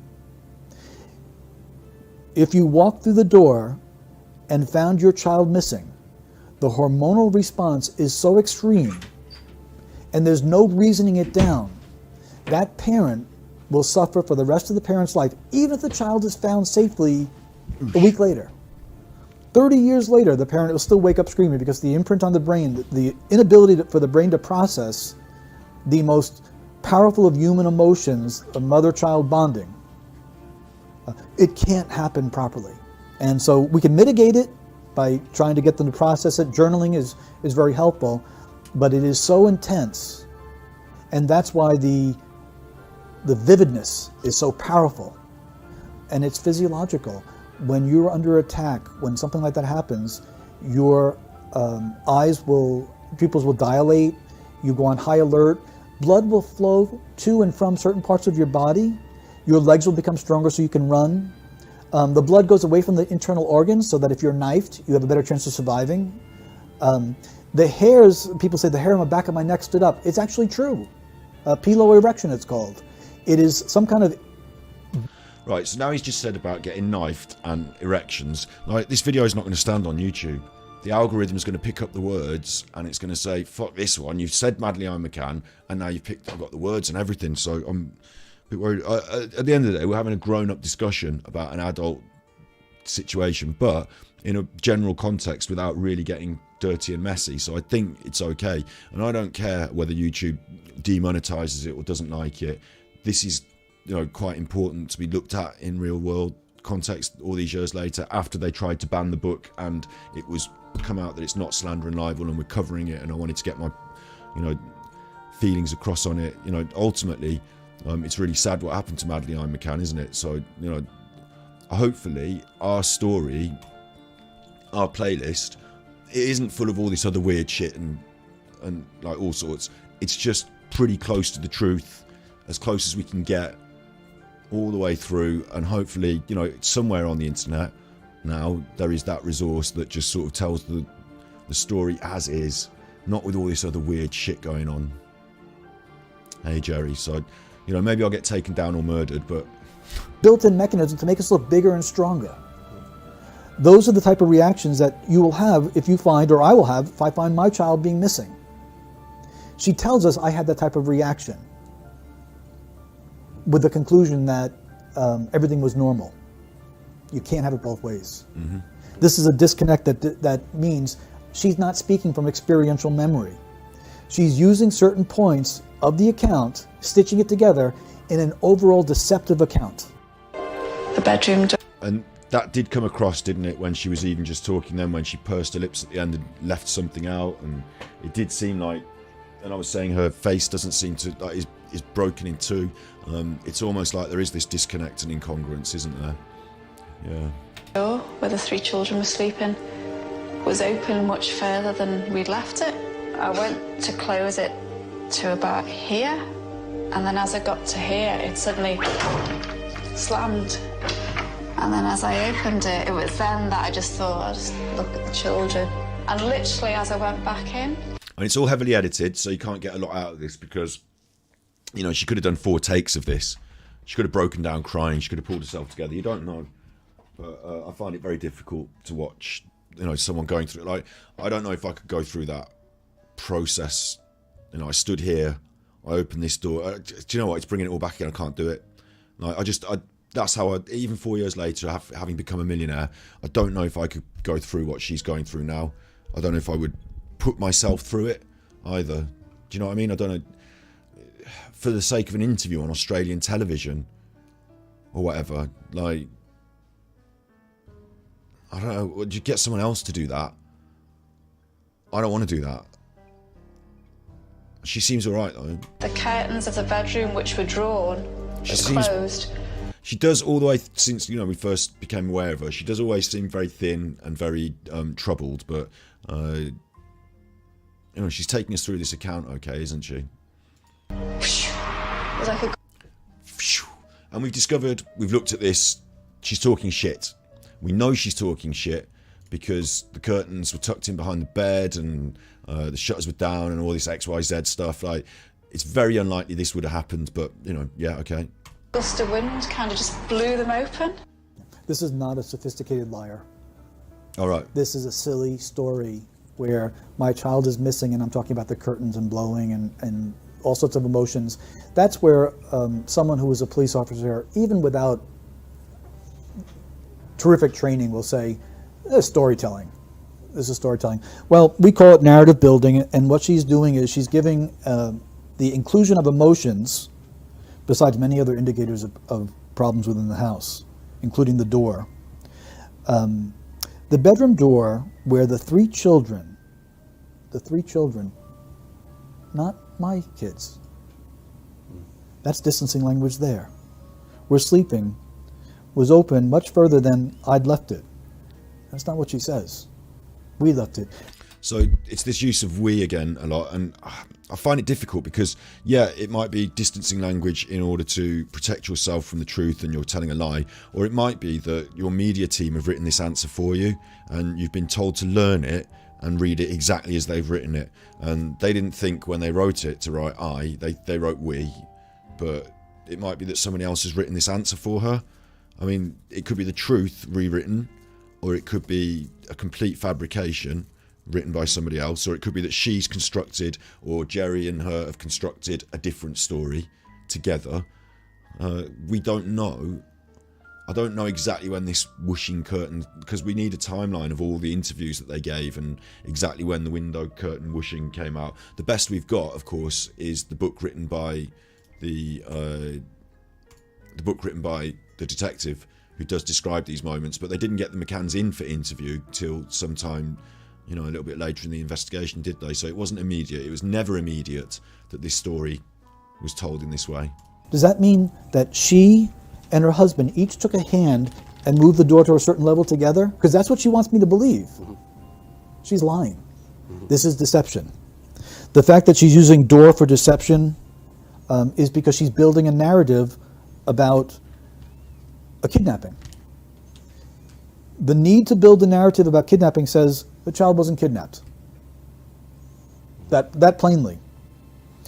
And literally, as I went back in, the curtains of the bedroom, which were drawn, were closed. It was like a gust of wind blew upon them. She's asking you to enter into an emotional, fictitious account. This is the writing of fiction. This is something that even Statement Analysis 101 would be able to grab on. Mm-hmm. So I conclude here, deception indicated from this alone. Yeah, and you mentioned here... So really importantly, he's just basically saying that's deception, it's fiction, and it fits with, in the book they tried to ban, it fits with the idea that the detective gave us that from day one, the McCanns were fixated on the idea of an abductor, and that the police weren't so quick to go down that road. They didn't want to go down that road, and we even saw, I need another window for this, don't I? We saw it yesterday, YouTube, Madeleine, McCann, and first. We want the first reports if we can, the first stuff. Tonight, Madeleine. So we looked at this yesterday where they did their first appeal. We looked at, and interestingly, this fellow who is the ambassador to Portugal from Nottingham, this bloke is the ambassador in Portugal. Put his weight behind the idea this was definitely a kidnapping. Is your working assumption that this is a case of an abduction? I don't think we can make any assumptions at this stage. So, on the very first, what am I going to say? Unfiltered. I don't want to say unfiltered because it is clearly filtered, but on the very first, less structured media that we got presented with in the UK, they didn't want to put the idea of a kidnapping across. They wanted to, hold that back. Well, certainly the authorities didn't want to push that line. But McCann's parents, Madeleine's parents, as soon as first time, and it's hard because if she's gone missing and first as a parent, I might think they'd wandered off because kids can wander, and you might be out there yelling and crying and screaming. But missing, you do want to try and find her. You want any piece of can help find her. But they specifically say if someone's got her. And a short time ago, they made this appeal. Words cannot describe the anguish and despair that we are feeling as the parents of our beautiful daughter Madeleine. That statement would fit if they'd disposed of her body, if she died. You'd still feel that anxious and that that anguish, and that despair, wouldn't you? We request that And he nearly said regret. anyone who may have any information He pulls away from her when he starts to say, if anyone has any information related to Madeleine's disappearance, no matter how trivial, contact the Portuguese police and help us get her back safely. appealing for even the most trivial of information, double-edged sword. Please, if you have Madeleine. If you have Madeleine. So they're already putting across, and we see all the way through this that Kate can't even face the cameras and pursing her lips and all this. But if you have Madeleine, that's the first. This is the first on record. We know they said it to the police. We know they said it. We think she's been abducted. But this was it the same evening that she went missing, or the day after? It must be the same evening because it's dark at this point, isn't it? And you wouldn't be doing this the next day in the dark, would you? You do it in the daytime the next day. So I'm hoping this is the earliest that we can see them. Day one, if you have Madeleine, it's putting the idea into the minds of the public that she was abducted. Let her come home to her mummy, daddy, brother and sister. And then it's news reports. So this does tie in with what they're saying here, doesn't it? Again, doors and windows are often found within language of sexual abuse. Yeah, I'm concerned. Right. I'm concerned. This is not a normal family. There are verbal indicators, and it doesn't necessarily mean that Madeleine was a victim of sexual abuse. What it could be is in the language of Kate that she was sexually abused while she was growing up. This would leave her vulnerable for things such as neglect.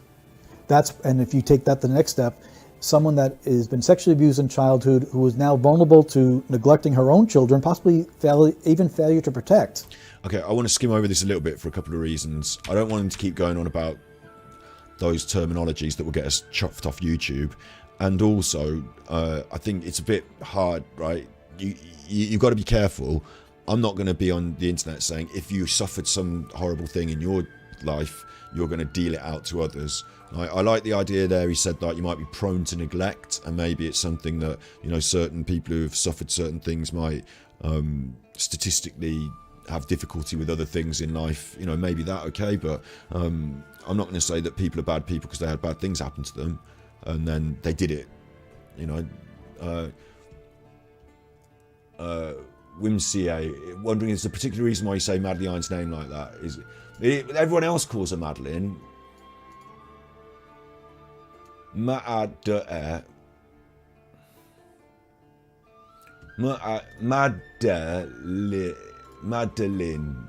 but I can't. For me, it looks like have I still got Genshin? I've got Genshin Impact up on the screen. Shouldn't have that while we're doing this. Genshin Impact, that can go. If you write it out I just read it as Madeleine. That's how the word looks to me. And when I type it, because I've been typing it a lot recently, my brain goes because I have to type it in. My brain goes like Madeleine, so I just say it like that. Yeah. Earlier on I said I was trying to bring some brevity to the occasion. I'm not. I'm trying to bring some levity to the occasion, but it's probably the wrong thing to joke about, I've been told. But I just say it. I'm like joking a bit, but Madeleine. It's Madeleine. They call her Madeleine, it's Madeleine. But if I was to spell Madeleine, I'd find it, because I'm writing it down in all my YouTube, I'll do it now, look. Watch. Madeleine. Wait. I'll write Madeleine. And don't do that. Write it there for me, you fucker. It's writing it up there. I don't want it to write it up there. How can I do this? Just put Google. Take me to Google. There you go. Now it will do it. Madeleine. And I spell it wrong. See, I've spelled it wrong. It's got an E in it. Madeleine is wrong. Madeleine. Have I spelled it wrong or right there? Madeleine. I spelled it right, haven't I? Anyway, look, it's just me. It's just me being a fucking weird. Enough of that. With that statement about cuddling is because whenever someone says, we call it the I love you factor. I kissed my kids, told them I love them, and went to bed. Everyone kisses their kids and says, I love you, go to bed. When you see that in a criminal statement... Has he got kids? I love you, go to bed. Sorry. Telling you something is really wrong between me and the kids. So her need to persuade about the cuddling, if you consider it carefully, you must be open to the fact that she may have been holding a lifeless body and has a need to persuade, no, this was cuddling. Ooh. Okay. That makes that's a heavy one, isn't it? I cuddled her. We were cuddling. Oh, yeah, instead of I held her lifeless body, yeah. This answer, by the way, was one of the most important answers because here we were able to look at the larger measurement of the statement of what happened as she gets into it. And this is a very lengthy introduction. She's not getting to the point of telling us that Madeleine is missing and what must she be going through.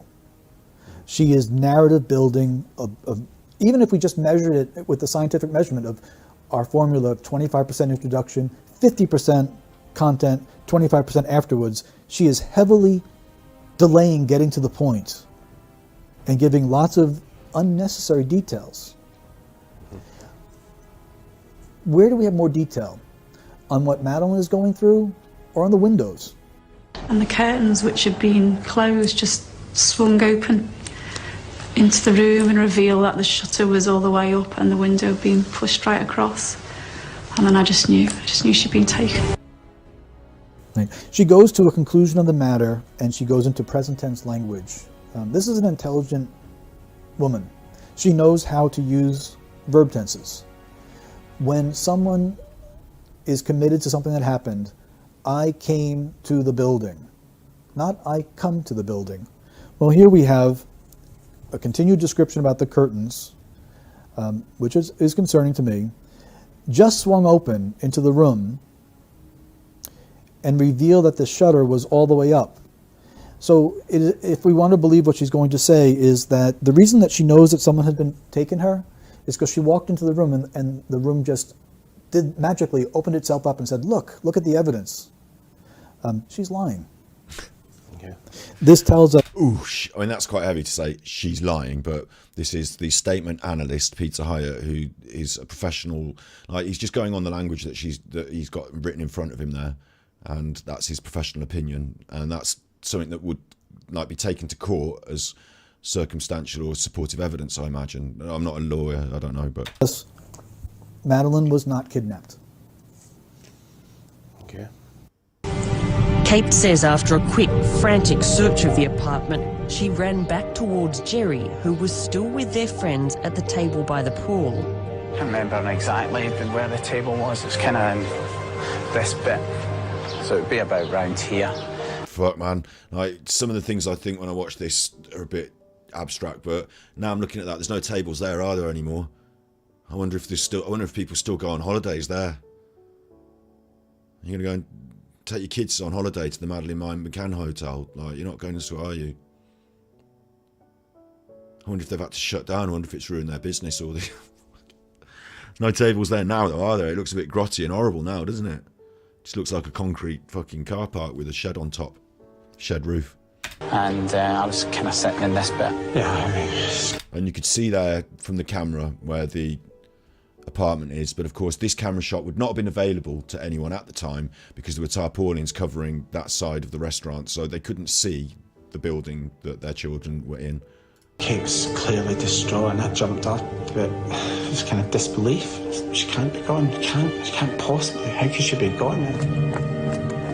And I was saying... This is Herky Jerky, not our stream, so it's just one of these things. Again, it's very difficult to get a hold of the original interview HD footage. That's Kate as we were both running.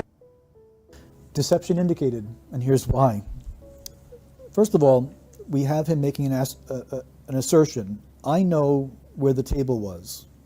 I know exactly where the table was. So he's giving us an indication. I am on high alert. The same what she had done before.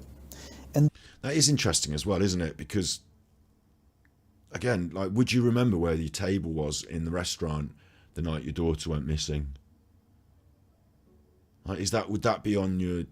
I'm going to have to just check the music's still going. The music's still going. That's fine. Would that be on your mind? You know, would you remember where you were sitting, what you even ate? Yeah, he knows exactly where the table was. Yeah, okay, I see where you're going with this. Then, with this precise language, he immediately moves away from it. It was kinda, he now qualifies it, this bit, so it would be about around here.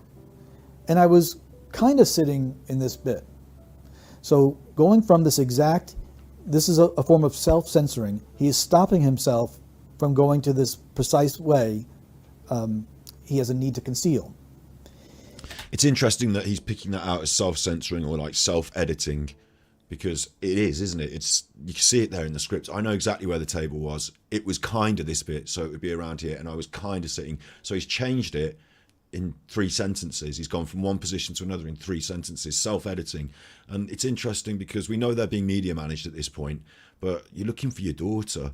Do you need to self-edit, or do you just let it flow? You know, so that's what's the flag here, isn't it? He's saying it's a flag in terms of deception. We can't say that it means that he did this or he did that.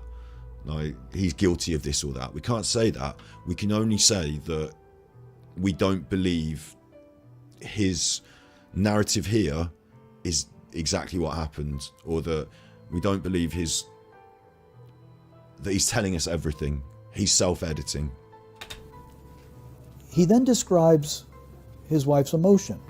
Kate was clearly distraught. Now consider this. If your child is missing, you're going to be distraught. Telling us that she's distraught is narrative. It's not necessary to say. I didn't think that she stopped to smoke a cigarette and to look at how beautiful the stars were in the sky. Of course she'd be distraught. Telling us that she was distraught is unnecessary, therefore it's very important. But he now looks to persuade me. Not only was she distraught, but she was clearly distraught. In other words, her affect of being distraught was beyond any debate. So I want you to know that when my child was missing, my wife was really, really, really upset. That's goofy. And that's what this is. It's a need to persuade. That sounds, to the average listener, that sounds goofy. And I jumped up. You know, we did not think that you stopped for a cigarette. We did not think you said, okay, let me have dessert first. This is also unnecessary language. And then he says, kind of disbelief. I believe him. Because he knows it's not true. He knows what he's doing is narrative telling.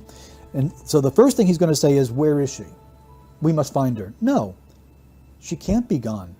She can't. She can't possibly be. How can she be gone? This is an important part for your viewing audience to understand. Before he says his bit, I'm going to pick up his body language when he says those exact things in the interview in just a second. But here, I'm going to pick up my own bit of textual analysis. We're talking about how can she be gone?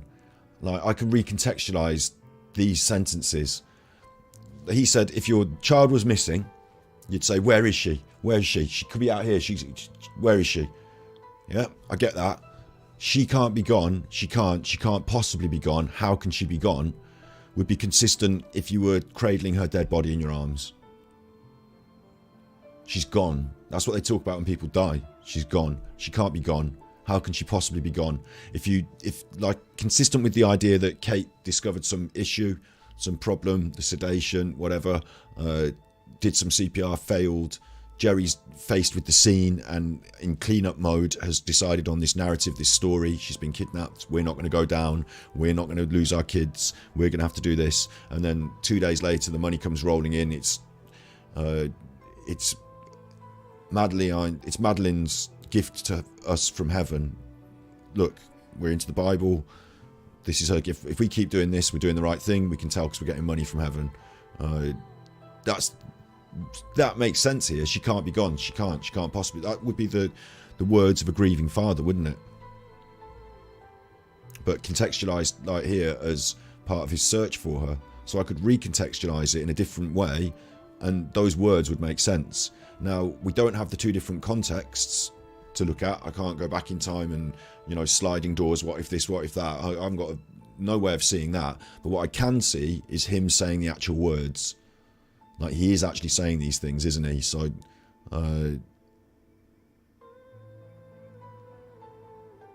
where is it when he says it then?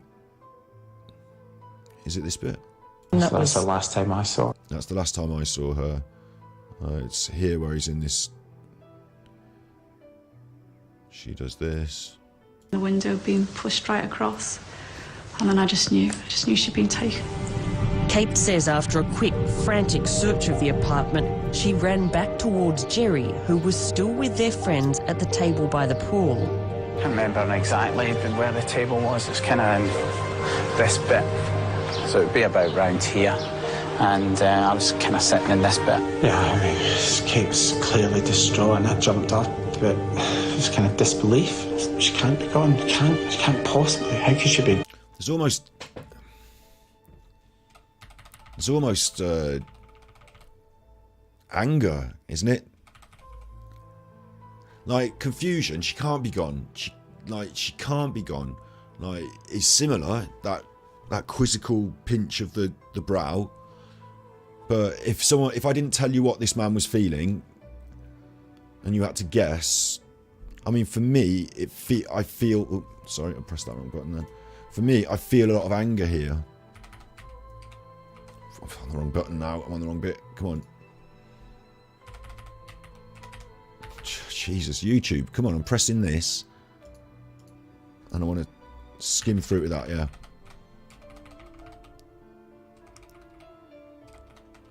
There's a bit of a shake of the head while he's saying it as well.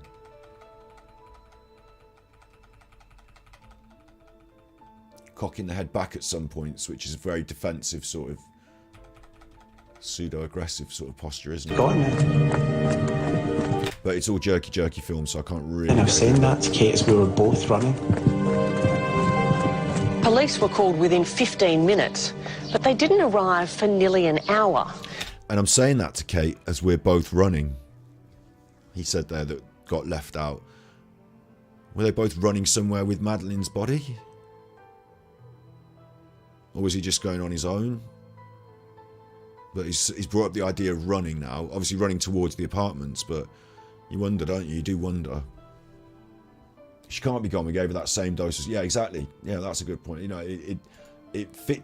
That statement fits better in different contexts, doesn't it? It totally does. Yeah. It took them another 2 hours before they bothered to seal off Madeleine's bedroom.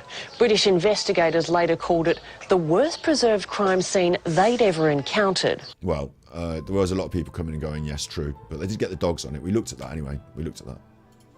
Guilty people will ask questions.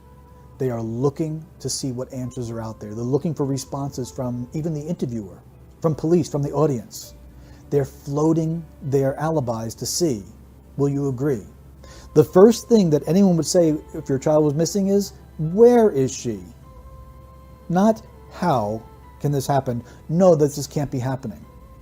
Now, we don't even reach denial stage yet. As a father or mother, the first thing we do is, no, I'm going to find her. She wandered out. The door was open. She's out here, let's get her. They know that she didn't wander out. So he artificially not only imputes his emotions into this part of the statement, he artificially inflates both of their emotions. The fact that he says that he had to do something immediately, and I jumped up, it itself is unnecessary. Of course, any father's going to jump up. He has a need to persuade us. He might, at this point, be reliving the emotions, the motions that he went through in this. So he gives us, he wants us to think that he's in denial. She can't possibly be what? He stopped himself. Be dead? How can she be gone is a question. And I said that to Kate, no. And I was saying that to Kate as we were both running. Now, this is also interesting, and it may be a little bit overkill, but this is what analysts do. We would take this short answer and analyze it for hours. And just one small point here. And I was saying that to Kate as we were running. Nope. As I was saying that to Kate as we were both running. He has a need to persuade that both were in earnest, both were upset, both were in emergency mode, because they weren't. Those that are in emergency mode don't even need to tell us they're in emergency mode, but they certainly don't need to persuade us. His need to persuade that they were in emergency mode tells us this was not unexpected, this was not an emergency. Richard, he's lying. Oof. Again. Okay. Again. End of part 2. Well, first it's part 3. Oh, we've done another half hour and we've turned it into another 2 hours. So I'm definitely doing some sort of React content because 3/4 of it is me chuffing away. We're going to do the last third, the last quarter in the next episode. But before we do, we'll look at some more of these interviews with them and we'll do a bit of analysis on some more interviews. And then I do have to say that you're going to get some chuffing Genshin Impact on my channel because I play Genshin Impact. Look, this is our playlist. Make sure you go and have a look at that. You can look at that on the Ganjikidd channel. Playlists, Madeleine, McCann. But we've also got this other playlist, Genshin Impact, there. And we keep that up. If you look at the videos, we're a revolving stream of different kinds of content. It's an eclectic mix. So you will see Genshin Impact uploads. And if you're subscribed, you can not get cross. You can either watch it and enjoy it or not watch it and don't enjoy it. But don't unsubscribe and make sure you subscribe and all that. Because the good stuff that you like is coming up. But you might like Genshin Impact. You might like it. You never know. You might like it. I certainly do. And it's part of my revolving. I'll be playing other games as well. And this is a quick public service announcement because requested of me has been War and Rome.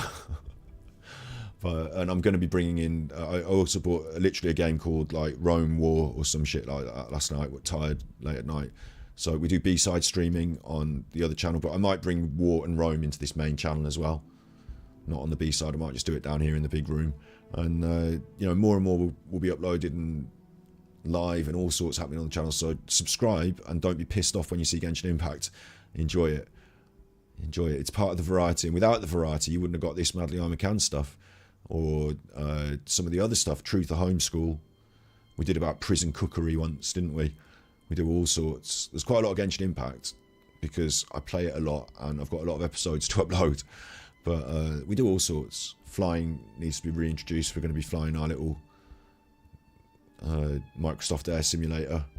But yeah, we do all sorts. So take a look down it. Have a look in the playlists. Maybe you'll find a list of the things that you like specific. And I'll be uploading Genshin Impact over the weekend.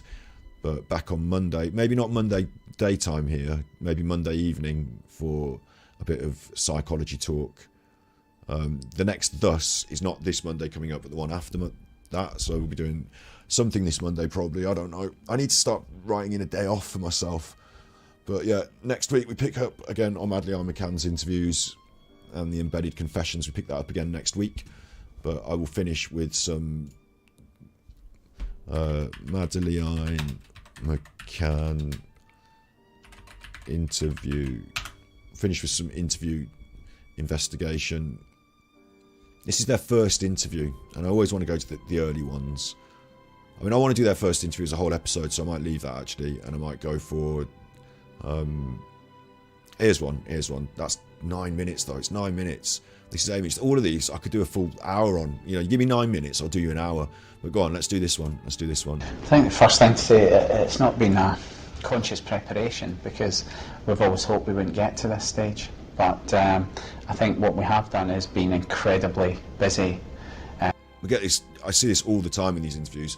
Kate is almost like dead looking, right? And she's almost like preoccupied with something down here. But she's got in her eye line, she's got a hand being held by Jerry here, like she's like being held by Jerry here, and in her eye line she's like got Jerry in the eye line, not directly looking at him, but like in a periphery, like being aware of him. But she's not like so present, is she? Whereas Jerry's doing the talking. In the background, there's a lot of work on the investigation side. She's checking on Jerry there, like literally checking on him.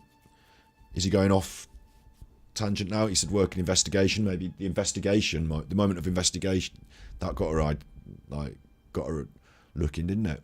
Me incredibly busy over the last 4 to 6 weeks. Kate's had more to do with the Amber campaign. We've got young children. I mean, it's pretty much a day by day, week by week, to be honest. I mean, don't look too far ahead, really. That's the sort of thing you say when someone's died, isn't it? Day by day, week by week. I don't know when this interview was produced, it doesn't say. So, but a day by day, week by week process, that sounds like you're getting through grief, which obviously they are. As Jerry said, we didn't.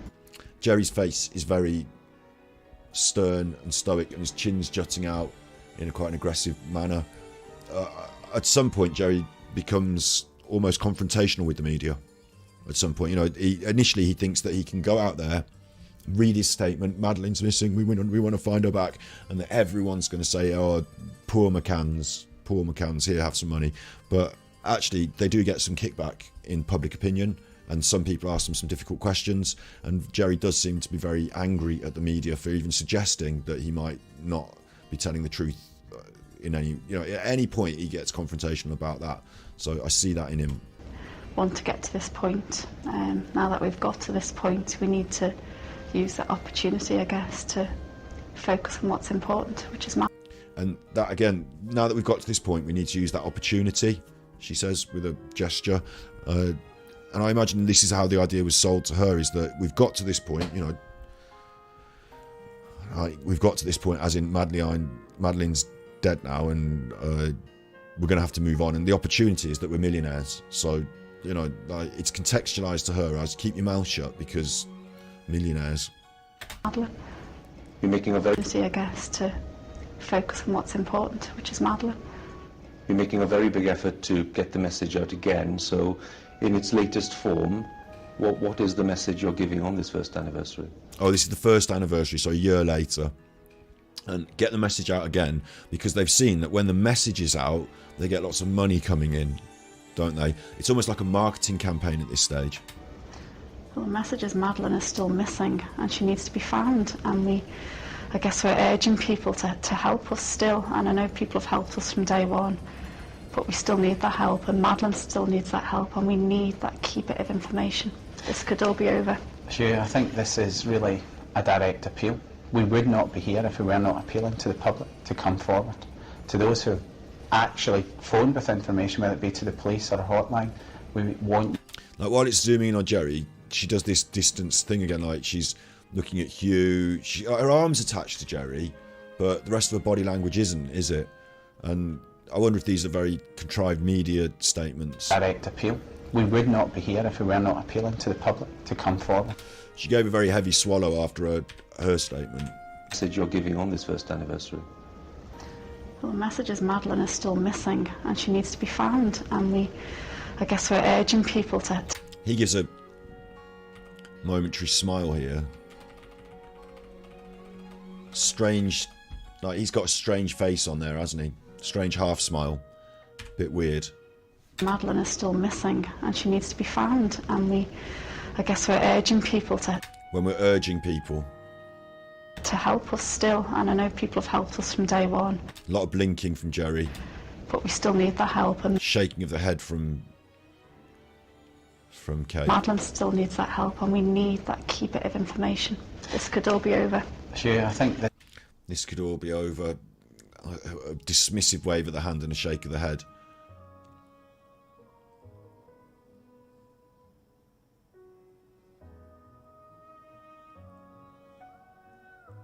This could all be over. We need that key bit of information, that key.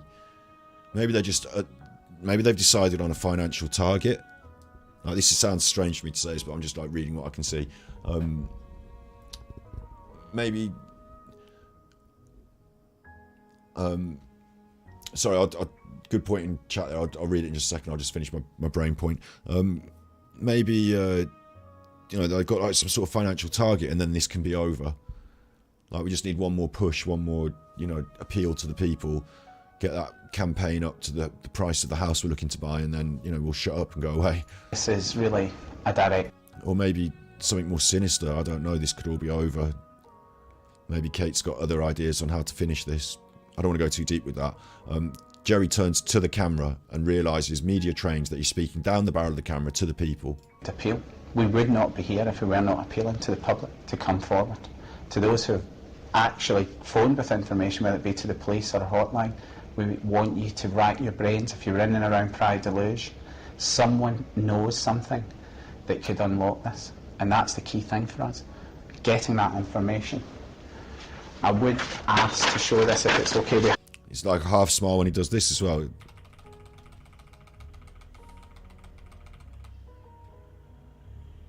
Bit of a half smile on him there as well. Do this if it's okay. We have got a new hotline number. It's 0845 838 4699. We will guarantee anonymity for anyone who wants it.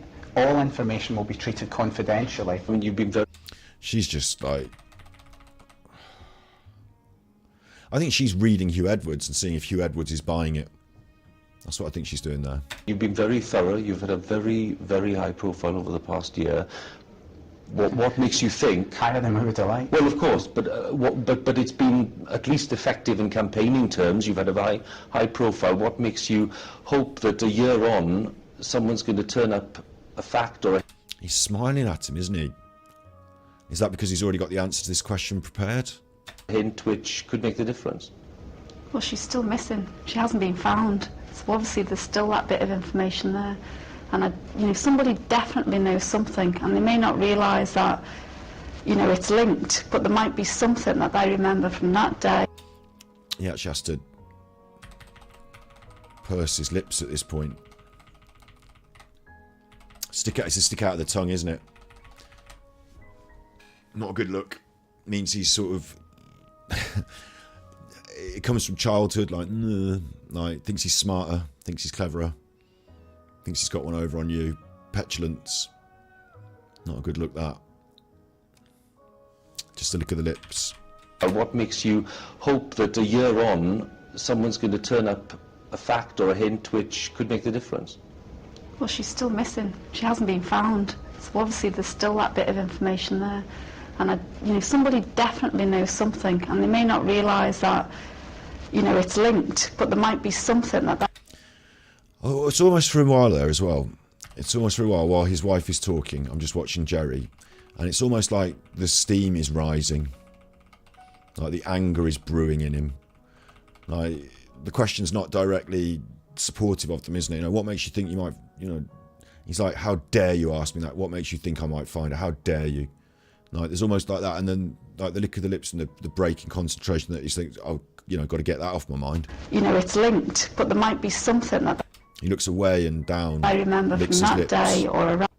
Recomposes himself. It's a very small gesture, but... On that day, which is vital. It just takes a few... And turns to pay more attention to what she's saying, because before he was paying attention to the newsreader, wasn't he? Things to slot into place.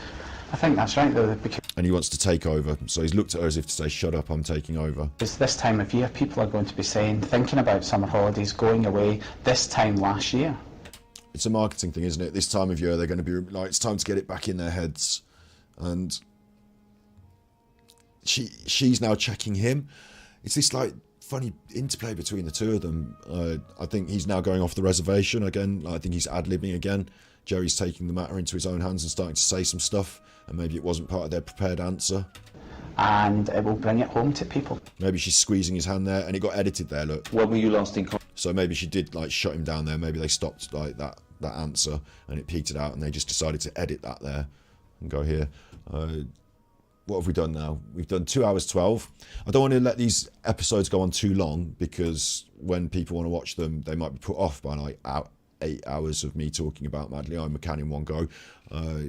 Despite the fact I watched Steve of the Dead's videos that are like 5 hours long because they're 5 hours long, but for our streams here I like to go about sort of 2 hours ish. So that's episode 2. We're going to be back with episode 3 probably Tuesday, I would say. Might not definitely promise it on, it could be on Monday, Monday or Tuesday, depending on how I'm feeling on Monday morning. I do need a bit of a day off. I've been streaming every day for ages now, but we'll be back with episode 3 next week. And once we've done the full embedded confessions and we've looked at the statement analysis of Peter Hyatt, which I think is really good, we're going to then, as we've just done a little bit, move on to these other episodes, other interviews, and try and do a bit of analysis ourselves on the other interviews. Of course, they're not particularly good quality. They are what we can get. And hopefully by the end of it, we will do our lovely playlist, which you can now... Look, the music stopped again, you chuffer. Our lovely playlist, which you can go, your channel. This is the channel. We've got other channels, look. But this is the channel, the main channel, the hub channel. So you can go playlists, and now you can find Madeleine McCann on the playlists. It will be here. It's not there, is it? Where is it? I'll click to my Mario Maker courses. I don't want to do that. Create all playlists, yeah? All of them. It's got to be here. I've just created it today. There it is. It is here. Look, it is there. So if you click playlists, you'll find Madeleine, McCann, and you'll be able to watch all the videos that I've been referencing. And that playlist, when we finished with it, will hopefully be a nice comprehensive, what the police said, what the experts said, what the McCanns said. Yeah. Steve does great. Yeah, Steve does do great content, doesn't he? And our next Thus podcast will be hopefully like once every 2 weeks. We're aiming at. So not Monday, but the Monday after. So we'll be back on with that, and I'll have fixed the sound balance then as well. So that'll be good. Why isn't the music playing for me again? You chuffer. It's the end anyway. It's the end. It's the end. Chilling. What happens at the weekend for me is I play on Twitch. I'm going to be playing Genshin Impact tonight on Twitch. But you might see on this channel either Genshin Impact uploads, of course, but you might also see there's 2 games. I might as well open up my Steam. And I'll just tell you what they are here. Just a quick briefer. We're going to be trying to filter in more gameplay, and there's 2 games that I bought that I really actually think we can just fucking do. One on the B-side channel it might be is Rome 2. They asked for War. I was asked specifically for War and Rome, and this game is called Total War Rome. So it's a strategic one. It might not be great for the old viewing content, but we'll have a look at that. It's an old game. I got it on sale. It's called Total War. I typed in War and Rome and I got that. So the other one that I'm going to be doing though is Fallout New Vegas. And you know Fallout New Vegas. Of course you know Fallout New Vegas. You know Fallout New Vegas. It's been around for a while, isn't it? Fallout New Vegas. Well, I love that game. I have loved it since I only played it once through on the Xbox all those years ago. So I never got any of the DLC or anything. It's a tiny image, you chuffers. Give me the big picture. I never got any of the DLC or anything. But in Fallout New Vegas, one of the factions is Caesar's Legion. So I'm going to do another playthrough where I be a bad chuffer and join the Caesar's Legion. And that will count as Roman War as well, won't it? So on request, going to try and filter some of that in. So yeah, constant variety, ever-changing content with the same sort of beats hitting every week. Some Genshin Impact, some words on stream, brighten up your day on a Wednesday. Some, what I call either conspiracy... Madeleine McCann's not conspiracy stuff. She's more crime and deviance. But,